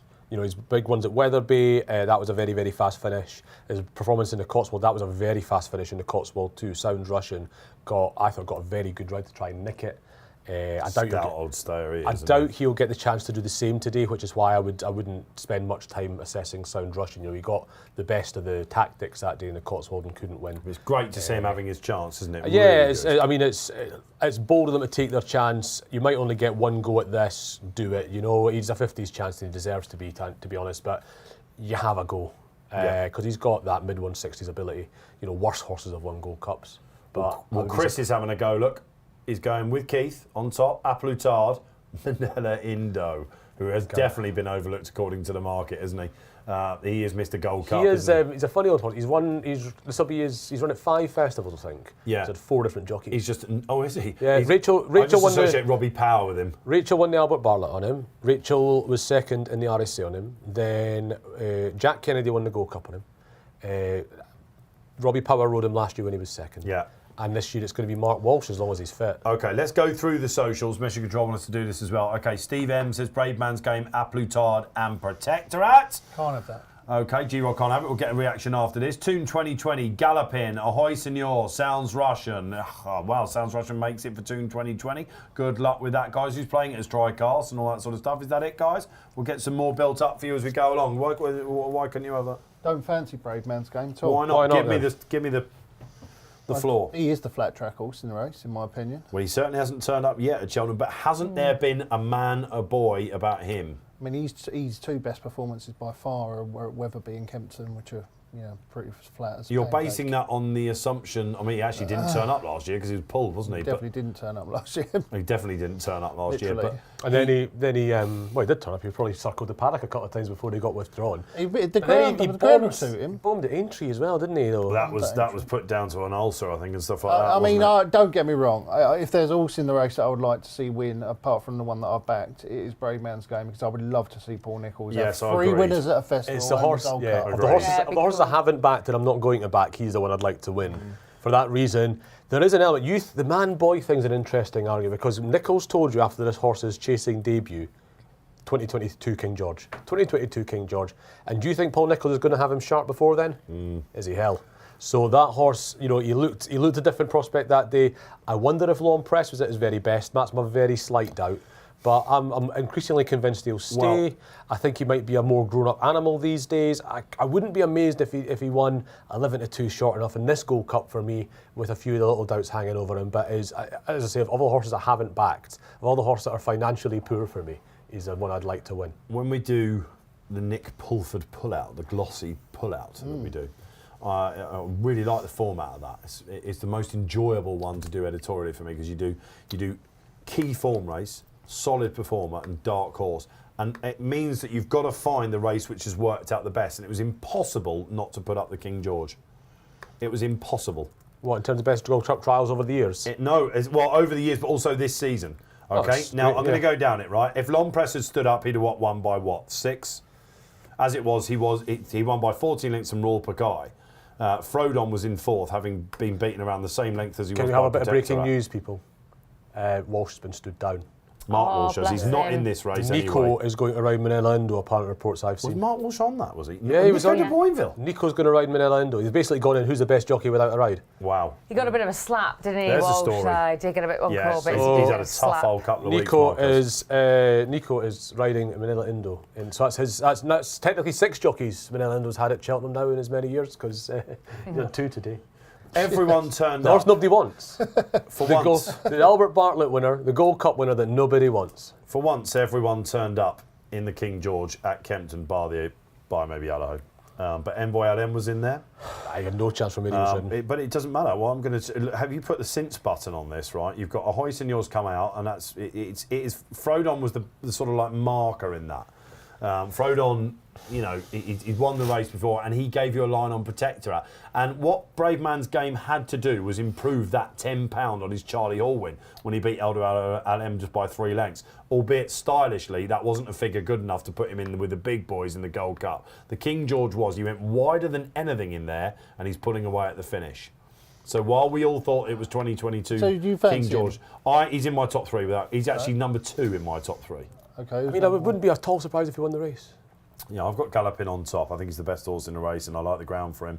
And everything at Leopardstown convinced me that the further he goes, the better he will be. And I think he is potentially the Corto star in the race. Well, I've been saying literally since the big jump off, yes, he might be the new Corto star, but he's got to beat Denman, because that's how good Aplutard is. Maybe. Aplutard, though. His rating RPRs is £1 between them. Now, I'm taking a different view on you from Aplutard. When I also did that pull-out, I said that the one RPR that still sticks out in its own league against this lot is Aplutard's Gold Cup. Of course it does, yeah. It's the little tree in the forest. But there's no way... The tallest tree in the forest. There's no way... Yes, it is. In your big forest. There's no way that you could be backing this horse each way. It will either blow out... Anybody backing each way on my say, so don't. Yeah, Naughty. It could be a complete blowout. But we've seen the Bromore head horses have turned up, haven't they, this week? Hidden Valley Lake was disappointing. And Aplutard's Cheltenham record as well. He won that Centenary, the old 2-mile novice, 2.5 mile novice handicap. Was that the last running of that? No, Imperial Aura won the last running of it. Okay, yeah. He won that by 15 lengths or something, a 165 performance in RPRs. 1-3-2-1. Yeah, love I could have told you about it looking at Dave. So. With your thing on. Okay, all right, fine. So look, you know, 3rd in the Queen Mother, was it? 2nd in the Gold Cup, and then maybe the Ryanair was 3rd in. 2nd in the Gold Cup. I'm toying with putting Statler in my top 3, but I think Noble Yates will do for the 3rd for me. It's a measure of this Gold Cup how Statler's just not anywhere near my 3. He's a sort of horse I wouldn't, because the thing about Statler is, what has he got that Noble Yates hasn't? Look, Chris Timms is almost nearly my 3, Chris. Great to have you with us again this week, Chris. I'll give you one thing that Statler's got on the outside. Course form. Course form. Well, Noble Yates' Cotswold Chase form's about as good as anything Statler's done at Cheltenham. That would be as good a performance. I heard Kate Tracy this morning talking on the Good Morning Show, and she said the one thing that would maybe, what did she say, the one thing you could poke at him is that Galopin hasn't raced in this bigger field over fences and she also said, why? I mean, the fall at Cheltenham, it was like there's no pressure on him whatsoever. So if you are taking the now 6-4, what, you think he might fall? What I'm saying is he going to make an error? Matt Gardner was saying today, he said, he's given it, I don't watch the Midlands National, I'm not into chases, all that, and he offered some really good insight on the Midlands National. And he also said to me afterwards, he says, do you want to know my opinion on Galopin des Champs? I said, yeah, what's that, Matt? He says, he jumps a bit boxy. So what do you mean by that? He says he sort of lifts off and lets himself Very exuberant, float. Yeah, he lifts off and lets himself float over the fence a bit. He says he's never, and when he goes long he's good, but when he gets into them, he says he'll need to jump the last 6 when they start racing, all well. And I'm not sure he can do that. It's just that mighty Potter. It's just that he didn't turn up last year, did he? And as I wrote in the analysis today, when Cheltenham won his first Gold Cup, they only had 2 horses at single figure odds against. He was 5-4 against in that race. Exotic Dancer was 9-2. State of Play was 8-1. That was a sort of, State of Play would be 100-1 for this Gold Cup and more. But the reason Cheltenham wasn't odds on that day was because they weren't sure he'd stay, and because he had a tendency to throw in a howler at the last fence. And what does GALOPIN de CHAMPS have? He fell with the turners at his mercy last year. He hasn't gone this far. And yes, he has done really well in a 3-mile Grade 1. I was very impressed with the Irish Gold Cup. But it was still a steadily run race. It was still like 109% from 3 out. They were running about a second a furlong faster than the rest of the race from 3 out. And he still has those things to prove that Calto did. Now, he is 6-4 for this Gold Cup, with A Plus Tard, with Noble Yates, with Statler, with Brave Man's Game, a 14-length winner of the King George, with Ahoy Senor, one of the great talents of the game that's yet to realise it. Cheltenham was 5-4 to beat Exotic Dancer and State of Play. so if he is that calibre, we could be looking in a couple of years and going, what a great price. Well, he could be, but he'd have to be as good as Cheltenham. Well, the price, I think the price, he's a very, very good horse. He, on his day, he's the most brilliant chaser I know A Plus Tard in this race last year was great. But we sort of knew a bit. A Plus Tard had been second the year before. He showed his hand a bit. The most exciting Gold Cup debutant, you're saying? Yeah. This is just, he's brilliant. He is what brilliant. he was doing in the Turners last year was something just new. It was Constitution Hill like. It was just like, what we're looking for, isn't it? The Constitution Hill of forget the Bob chasing Ollinger and all sphere. that. He was just Well, unbelievable. You can't forget Bob Ollinger because the 2 horses behind him weren't put in that race. But Bob Ollinger's a crock. He was just different. But what he was doing, Keith, was just speechless stuff. I think if you watched it now without knowing what we know now about Bob Ollinger, I think it would look different. I've not watched the race recently, so I can't say for myself. I was dead impressed at the time, but I would say if I went back and looked now, knowing what I know about Bob Ollinger and the 2 horses behind that weren't put in the race. Have you got GALOPIN in your top 3? Just. Ooh, because Kills was place laying him, I think. So what have we? So you've got him in there. Yeah, 3rd. A Plus Tard on top. So what's the silver medal? Noble Yates. Noble, we've got 3 votes for Noble in the top 3. Let's find out what G-Rod thinks for. Oh, hang on a minute. There's a spotlight. So yeah, okay. Who's done the spotlight today, guys? Richard Austin normally takes the big one, but we'll see. It's Emily's done it. Emily Webber. Queen of the spotlights. Yeah, and she's put up GALOPIN. Can rise to the occasion. She's put up that. I mean, well, Emily, you've got to follow Ben. Yeah. Who copped Sire de Burley yesterday.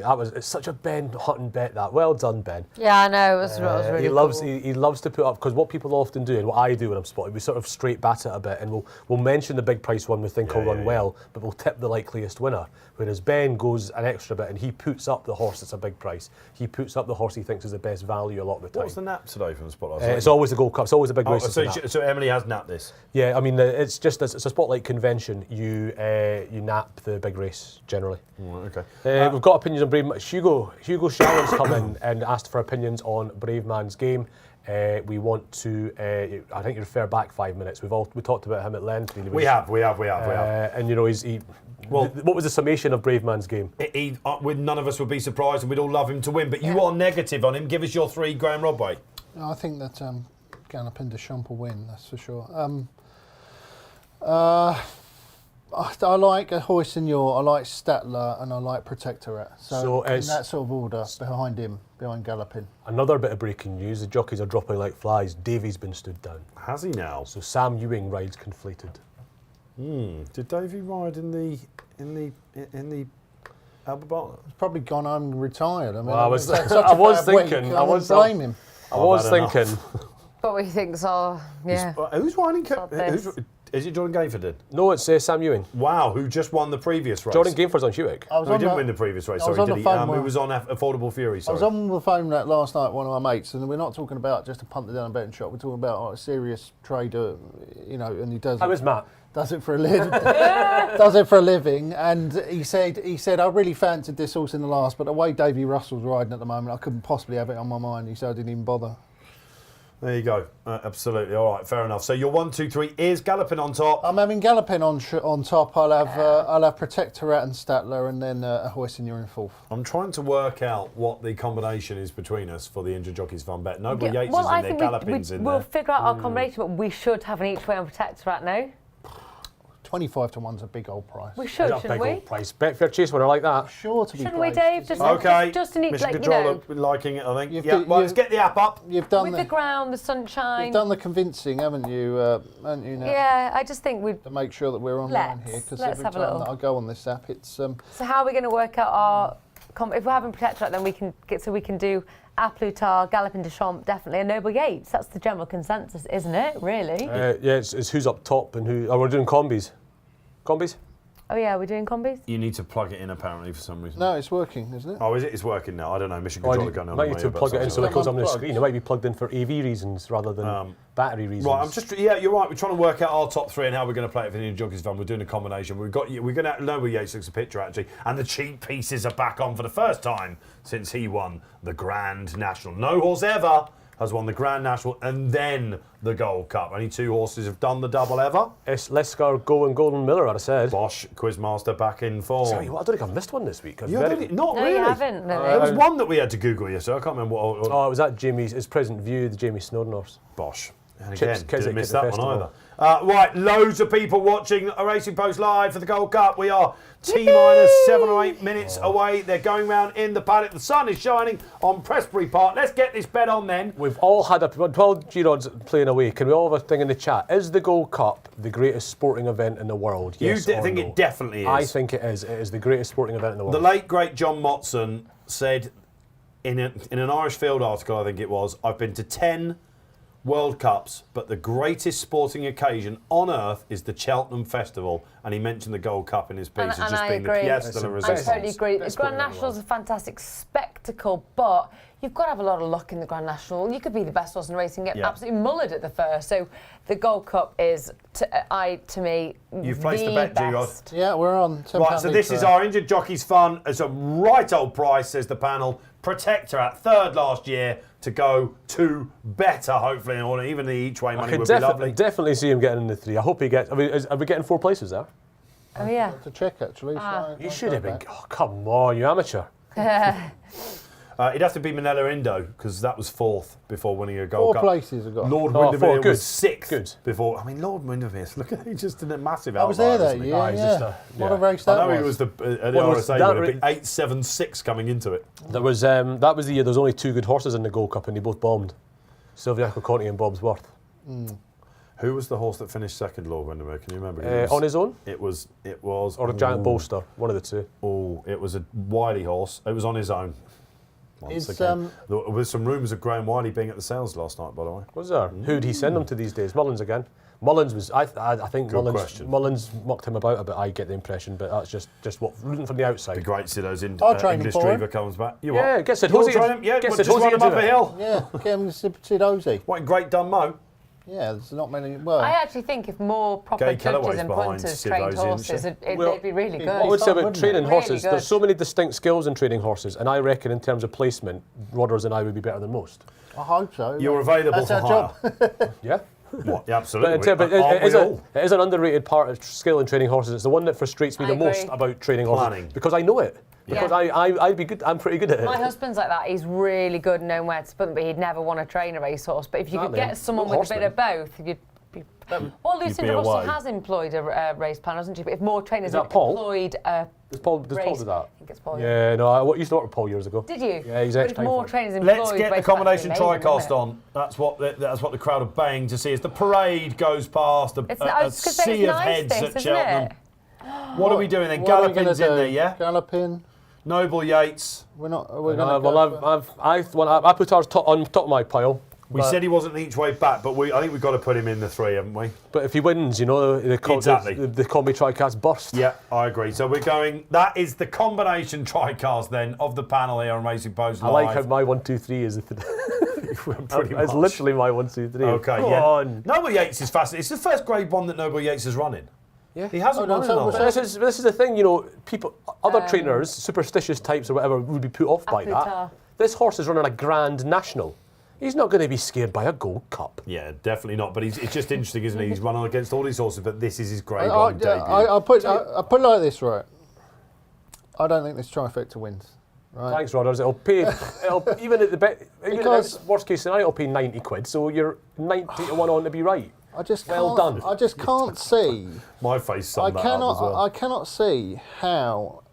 Just get it on, man. That's you're in control. Yeah, get it on. If I was there, I'd have done it by now. My little thing about best sporting event in the world. Super Bowl got a lot of love. What, for the best sporting event? Yeah, I'm surprised. I'm surprised at that. Behave.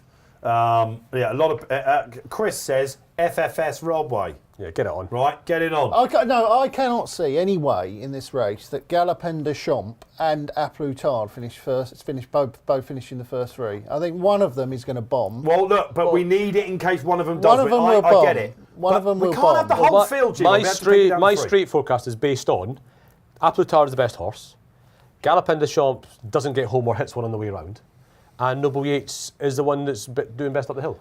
Galopin de Champs. That's how it happens. Brave Man's Game is so solid in the betting, by the way. He is absolutely rock hard. I think the money will be behind him at that price. I think the big money will be behind him at that price. He is rock hard. There's 5 million matched on Betfair, really? by the way. It's great to see a really buoyant Gold Cup market. Which is exactly the best it should be. Right, they're down at the start. This is exciting. The moment of the week. We've had Constitution Hill. It's time for the staying chasers to say, hold my beer. Let's see what we've got. The best Gold Cup since 2009 and Corto Star, says the betting editor at the Racing Post. Let's get excited for it now. Keith's going to call it. He's going to come to us for our angles during the race. Give us some in-running socials as well. Good luck. This is the big one, isn't it? It's what we've all been waiting for. The Pièce de la Résistance. The sun is shining. They're all down there. Couple of jockey changes, would you believe it? Who's the one horse you can't have? I'm going to throw you the banana skin. The easy answer is Eldorado Allen, really. I can't have Conflated, and I know he's now a price that maybe that's easy, Dave, but I could never have him coming in here. Yeah, I think of all the horses that are perceived to have a chance, he's the last one I'd back. Yeah. I don't fancy either Brave Man's Game or Noble Yates, which is strange because I like Noble tell you what, season. Hewitt's the one for me. You just don't like the American form. I don't like he's just got summer form, basically. It was a hurdle race, basically. Nat, who's the one you can't have? I knew you were going to come to me with that. I can't have. I'm not always that keen on Statler, but you are, but I'm not really. Okay, Statler it is. I'm not really. But do you know what? My favourite is watching him go down. Galopin de Champs, he's funny, he's like a different animal. Even when he canters, he has more air from the ground to his gait. Like he's genuinely built on springs. He genuinely has this most elevated carriage about him. Like hopefully with the sun shining and he's feeling great, he's just going to bing, bing, bing. Keith, you'll like this comment. She's 124 says only 366 days left till next year's Gold Cup. Oh gosh. Well, come on. I mean, nearly right. Nearly right. Horrendous. What we need is only 2 minutes until this year's. Correct, absolutely. See that in 15 minutes. It's almost like a bit of a party atmosphere in here. Right, they're vying. It's getting a bit messy. They want their positions, don't they? It's getting a bit rough, actually. The Hoy Senor. The nutbag look Hoy at him. Senor. He needs to lead, says this in the Russell team. He wants it, Derek Fox. Derek Fox already off the mark with Corrick Rambler, of course, start contrast. Hewitt up there as well. Keith Melrose, then Protectorate getting a bit lit up as well. They're more excited than Keith are. They're all lit up. Hoy loves the party. God love him, but he needs to chill out. It looks like Derek Fox wants to make the running with the Hoy Senor, doesn't it? Maybe he won't have any choice. Yeah. Maybe that's the way this horse is going. And how he can jump erratically at the beginning. He might just think well, if he, here we go. We're coming in. Brave Man's Game's near the front early on. And they're off in the Gold Cup for 2023. Hoy Senor is first into the lead. Brave Man's Game. Harry Cobden happy to sit just off them. Hewitt's up there too. Statler needs ridden away from the start. They're fanning out across the track. Actually, Royal Pagai's widest of all. Manila Indo's up there too. They all jumped the first Protectorate. It was low, but apart from that, everybody was fine. Really last. Over the first Galopin de Champs. He's very. And Statler's still getting ridden away on the way to the second. He's doing a shishkin. Yep. Hoy Senor leads over the second in the Gold Cup. Hewitt jumps that fine. Galopin de Champs fiddled that one a little bit. Close to Yeah. Royal Pagai's last. Manila Indo's making a little bit of ground on the outside. I think he got left at the start just a tiny bit. I don't think Nico wanted to be that far back, and he's just moving up a little bit on the outside as they go out into the country for the first time in the Gold Cup. I'll run to the field and ask for some opinions. We've got a Hoy Senor in first, Hewitt second, Brave Man's Game and Noble Yates. Then it's Conflated, Protectorate. A Plus Tard on the inside, 2/3 of the way back. Sound Rush and Manila Indo wide there. Statler has got an even keel now, and at the back we've got Eldorado Allen, Galopin de Champs and Royal Pagai as they jump the third. I think it's a stinky position, guys, on Galopin Des Champs. It's bold. I think the Brave Man's Game and Protectorate have a lovely sit at the moment. Yeah. G-Rod? I wouldn't be too worried. Yeah, they're going at a good pace. We've got time, haven't we? It's a long old way. And I don't like it on Galopin. This is the way they've got to ride. The exchange isn't panicking. 6 million match so far on that. You say that, but I'm not worried about Aplutan. He's only just a bit ahead of Galopin Des Champs. You know, he's just... so I'm not Whoa, Thomas gone, is it? No, he's not gone, but Statler. Bad mistake by Statler. Galopin wasn't very clever No, he either. wasn't. be right about Statler. I think you're So Hoysenor comes up, he jumps that one slightly right. Hewick's there, Protector has moved up into Not third having now. his Eldorado excuse, Allen wasn't very yeah. clever there. Statler was untidy and is not having fun out there today. He's getting rid of Aplutard them already. scraping the paint. They come up to the friends on the uphill rise, the ditch, and it's Ahoy Senor. I had a Hewick, Protectorate, and Brave Man's Game now settled in fourth. Ahoy Senor pings that one. Derek Fox saw a stride. Brave Man's Game, very good. He's such a good Hoysenor's jumper, got his head isn't he? together a bit, hasn't he? He is loving it today. I would be He's got his scared. head together. If that horse fancies it, everybody should be scared He's got because his this is head a on, hasn't he? huge talent.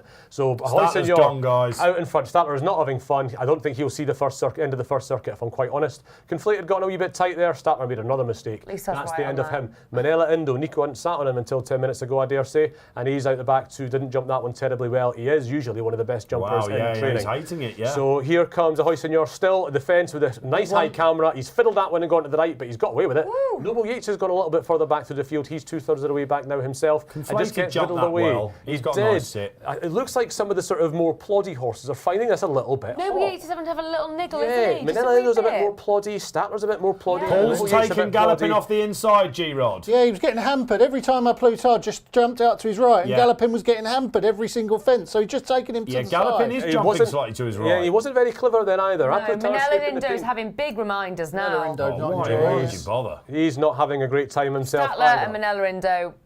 Sound Russian is in that main group and having a bit of... He's having fun. Look at He'll be- Protectorate, guys, in second. He's absolutely... This is my problem with him. He's just been Where too does fizzy. Skelton take him over with him? Where does Skelton go with him? I don't know. Don't know. Maybe he'll make up his mind at the bottom of the hill. Has he We'll gone to see. the inside? Because So this is 2 out of the circuit's time. Right. Hoysenor jumps at 5 from Ahoy Hewick, does do it protects right, it. doesn't he? Everything over that smoothly, including Royal Pagaille, who's probably the last one with a chance now. Galopin Des Champs ahead of him with Aplutard, Eldorado Allen, Sound Russian, Noble Yates, conflated in 5th as he come to the next, and it's a Hoysenor. They all jump that one nicely, maybe a little bit fiddly from Hewick, but nothing you'd be worried about. And it's a Hoysenor, Protectorate and Hewick sharing 2nd, Brave Man's Game in 4th, conflated 5th, Sound Russian, Noble Yates, Royal Pagaille's moved up alongside Eldorado Allen, and it's Aplutard and Galopin Des Champs are back of the main group. Manila Indo's gone, tear up your slip there, and Statler's gone, I'm afraid, tear up your slip on him too. Into the country for the last time in the Gold Cup, and there's not been that much change in the order really. Ahoy Senor has looked the most straightforward he has ever looked. Yeah. He's Ever. in front of Hewick, he's in front, and then it's Protectorate and Brave Man's Game. Those 2 horses have got a great position here. This is the straightest he's ever jumped to Hoysenor. It's very as straight well. as well. Protectorate flew that. He did indeed. He's a very good jumper, this horse. Galopin Noble Des Yates Champs. just shaking at the reins now, Yeah, guys. I'm not sure think about they might be- Aplutard now. They might be turning the No. screw a little bit here. Aplutard's getting pulled up, I think, in this one. He's just not really going that well. They jump that one, jumps to the right, he's gone. Aplutard. That might be the end of him. So it is still Ahoy Senor from Hewick and Protect. Who wins from here, Rodders? He's creeping on Galopin. He's creeping through the field. Come on, Galopin! So Ahoy Senor in front, Hewick in Noble's second. getting a few reminders. Pulled isn't out he? now. Galopin Des Champs pulled out wide badly outpaced with Noble, Royal that's what it is. Pagaille.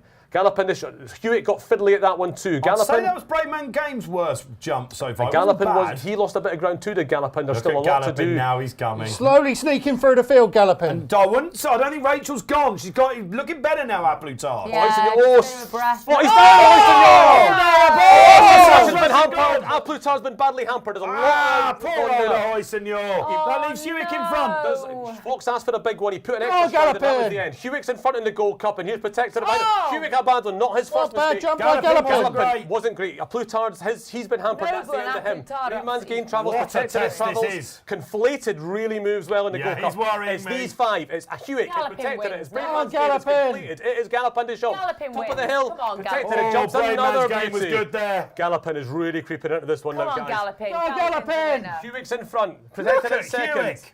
Brave Man's Game in second, conflated travels as well as anything down the hill, and everything else is beat. Rachel, I think she's just going to pull up Aplutard. comes it there. Aplutard Yeah, is he's pulled gone. up. It's official. Three out in the outs. Gold Cup. Protected is going to jump in front from Hewick. Brave on, Man's Gallopin. Game It's outside. all Galopin Des Conflated Champs. still travels. Galopin Des Champs. Don't breathe on Galopin This yet. is unbelievable. He's not pressed the button yet. Come What on, is he going to find when he Galopin. does? Protected it leads in the Gold Cup. Look Hewitt's how still confident right Paul Townend there. is. Brave Man's Very game. confident. Brave Man's game is still travelling well too, lads. Conflated, not done with. He's just been gone for. Messy What's race. Townend going to do? He's on the Gallopin. Gallopin, Come Nation. on, Gallopin. This is unbelievable scenes. What does he find? Come on, Gallopin. Where it goes to be. Come on, Gonna jump to in Gallopin. front. Go on, lads. Brave Man's game up first. Go on, Gallopin Gallopin. Champs has got press the Gallopin's button. on. Hewitt's Hewitt down. go. That's Hewitt gone. Look at this. Come on, Gallopin. What does he find? Brave Man's Come on, game still Gallopin. upsides. Coming in the last. Up you come. Go on, Gallopin. Go on, Gallopin. It's game on. He pressed the button. Go on, He's found Gallopin. enough. Go on, Go Gallopin. on, Gallopin. It's not going to be flashy, but it's going to be alive. enough. Gallopin the Champs are going to win the Go Gold on, Cup. lads. Brave Man's game is going to be second. Gets tired in the end, Brave Man's game. It's all over. Gallopin the Champs wins the Gold Cup. Brave Man's game in second. Very tired by the end. Conflated third. Noble Yates fourth. And it looks like Sound rushing fifth. Unbelievable scenes here for the last time. Brilliant. This week on Racing Post Live. He hardly jumped a fence. He got in a terrible position and it was creepy. But coming off that home bend, there was something that you who backed him hoped was there, and that was Corto Starlike, wasn't it? Keith said he was going to have to be the best since. My Lord, if he's not, I am a Dutchman. The favourite wins the 2023 Gold Cup. King George winner, Brave Man's game, has run an absolute corker and he's been outstayed up the hill. Will he go champion chase? Will he even go Ryan Airdale at the start of the season? He's a Dow boy. What a performance that was. Let's pick it up with the panel. G-Rod. Great performance by the winner. Not a lot went right for him on the first circuit. He was getting hampered by Plutard the whole way round, but he's so classy. He creeped his way through right from the back. And coming to the second last, there was only ever going to be one result. It was hard on the bridle, everything else struggling to go with him. And would he stay? They pressed the button and no one was Good Good sight. news, Hewitt is up. Very good Yeah, sight. that was a sort of He necky got fall. stuck on his neck, Tough old didn't he, boy. poor thing? Poor Necky Hewitt. awful. He didn't deserve What that. a He made sure it was a performance proper from test. Brave Man's Brilliance game. has just been seen. Yeah, he was very, very good. I think the rating won't be as high as Plutard last year. Brave Man's game was going up and down on the spot at the end. He's not going to get his 177. Even if he did, he would probably get about the 183 from last All year. horses up. But I expect that'll be about a 180 performance. This is a 180 horse, isn't it? And having come from the back in that race, nothing else came from the back. And to do what he's done, I think the bare form will be at about 180. I think in terms of what that was worth, that will be as good a performance as last year. But it's implicit, but it's there, I think. Do you know what? I'm on an unbelievable high for racing after this. I mean, the two previous winners were pulled up. Let's hope Plutard is all right. Will we see him again? That's the question. Minetto Indo's never going. It's not Henry's race. Statler was never going. The Grand National winner was taken absolutely off his feet. This guy's done everything wrong through the first half of the race. He pulled him off, didn't he? And you just saw something that gave you a glimpse. He was totally where I didn't expect to be there at all. His jumping wasn't exuberant or flashy as I thought it was going to be. He wasn't on springs. His turn of foot, though, his tenacity, sticking his neck out here after the last, it was superb. And I'm going to take absolutely nothing away from Brave Man's game because we've said he's a better horse. He's getting a better horse. Some horses take longer to develop, don't they? He is one of those types. The top two for me. What a Gold Cup. I am cloud nine, absolutely cloud nine. The Hill has just found out the stamina of Brave Man's game. Oh, definitely. Isn't it? Look at him at the end. Look at this. this. The sternest test of all. We're watching the replay. His Yeah. stride is shortening. Yeah. You can see it on the screen. He's curled up And there. Gallopin is a completely curled cheater. up. His back end comes so He's under just his kept front going end. and He he keeps on conflated. going. Look at Noble Yates Protect- flying up Flying that hill. home. It wasn't Sound rushing fifth, it was Protectorate actually. Was No, it? but it's Yeah. like- Okay, so there yeah, you go. so Paul he's- Townend. So what's the What a ride that was. I mean, is that not the ride of the week? No. Why not? He's on the best horse. He was in a horrible position. He was being hampered by Plutard everywhere he had to go. He had to pull him out. He nearly got hampered when a Hoyson-Ure went as well. This is absolute cool as cucumber, this. He was might very well cool. be on the best horse, but not a lot of jockeys could have conjured him up there. Compton He wasn't stood on the back best in horse, the the Stage he stood Stars. back in the reins as well. For me, that shows why Paul Townend is the best in the business. Good big race jockeys, which Paul Townend is, they know to be in the right spot. He arguably wasn't, but he was by the time it mattered. Got him in the right spot, and he's on the best horse by miles here. I thought it was going to be a fight until they jumped the last. He pressed the button, and it looked like he was finding just enough, and then Brave Man's game got tired. What I loved about it, G-Rod, is these great jockeys, they know what's underneath them, don't they? And You'll be seeing it. You'll be seeing the celebrations of people on racing to it, like we had in here. You just knew, didn't you, he was going to win because of the body language of Paul. Yeah, he was very, very confident. And I think the great thing about this Gold Cup is the two stars of the chasing game this season have come through, haven't they? The King George winner, Brave Man's Game, unbeaten all season. The Irish Gold Cup winner, unbeaten all season. They've both come to the last, upsides each other in the Gold Cup. Again, the Irish forms come out on top, which isn't a great surprise. Great week for Willie Mullins and Paul Townend, of course, again. Paul Nicholls has had his double. The picture of the last, though, both of them pretty much upsides. Both of them went long.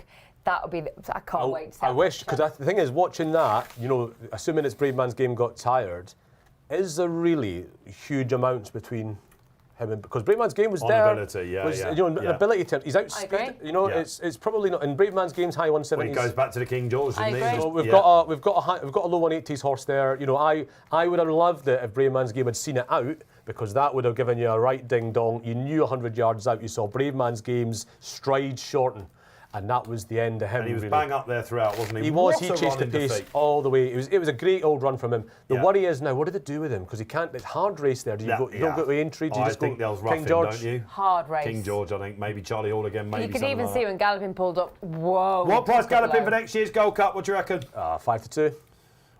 7-4.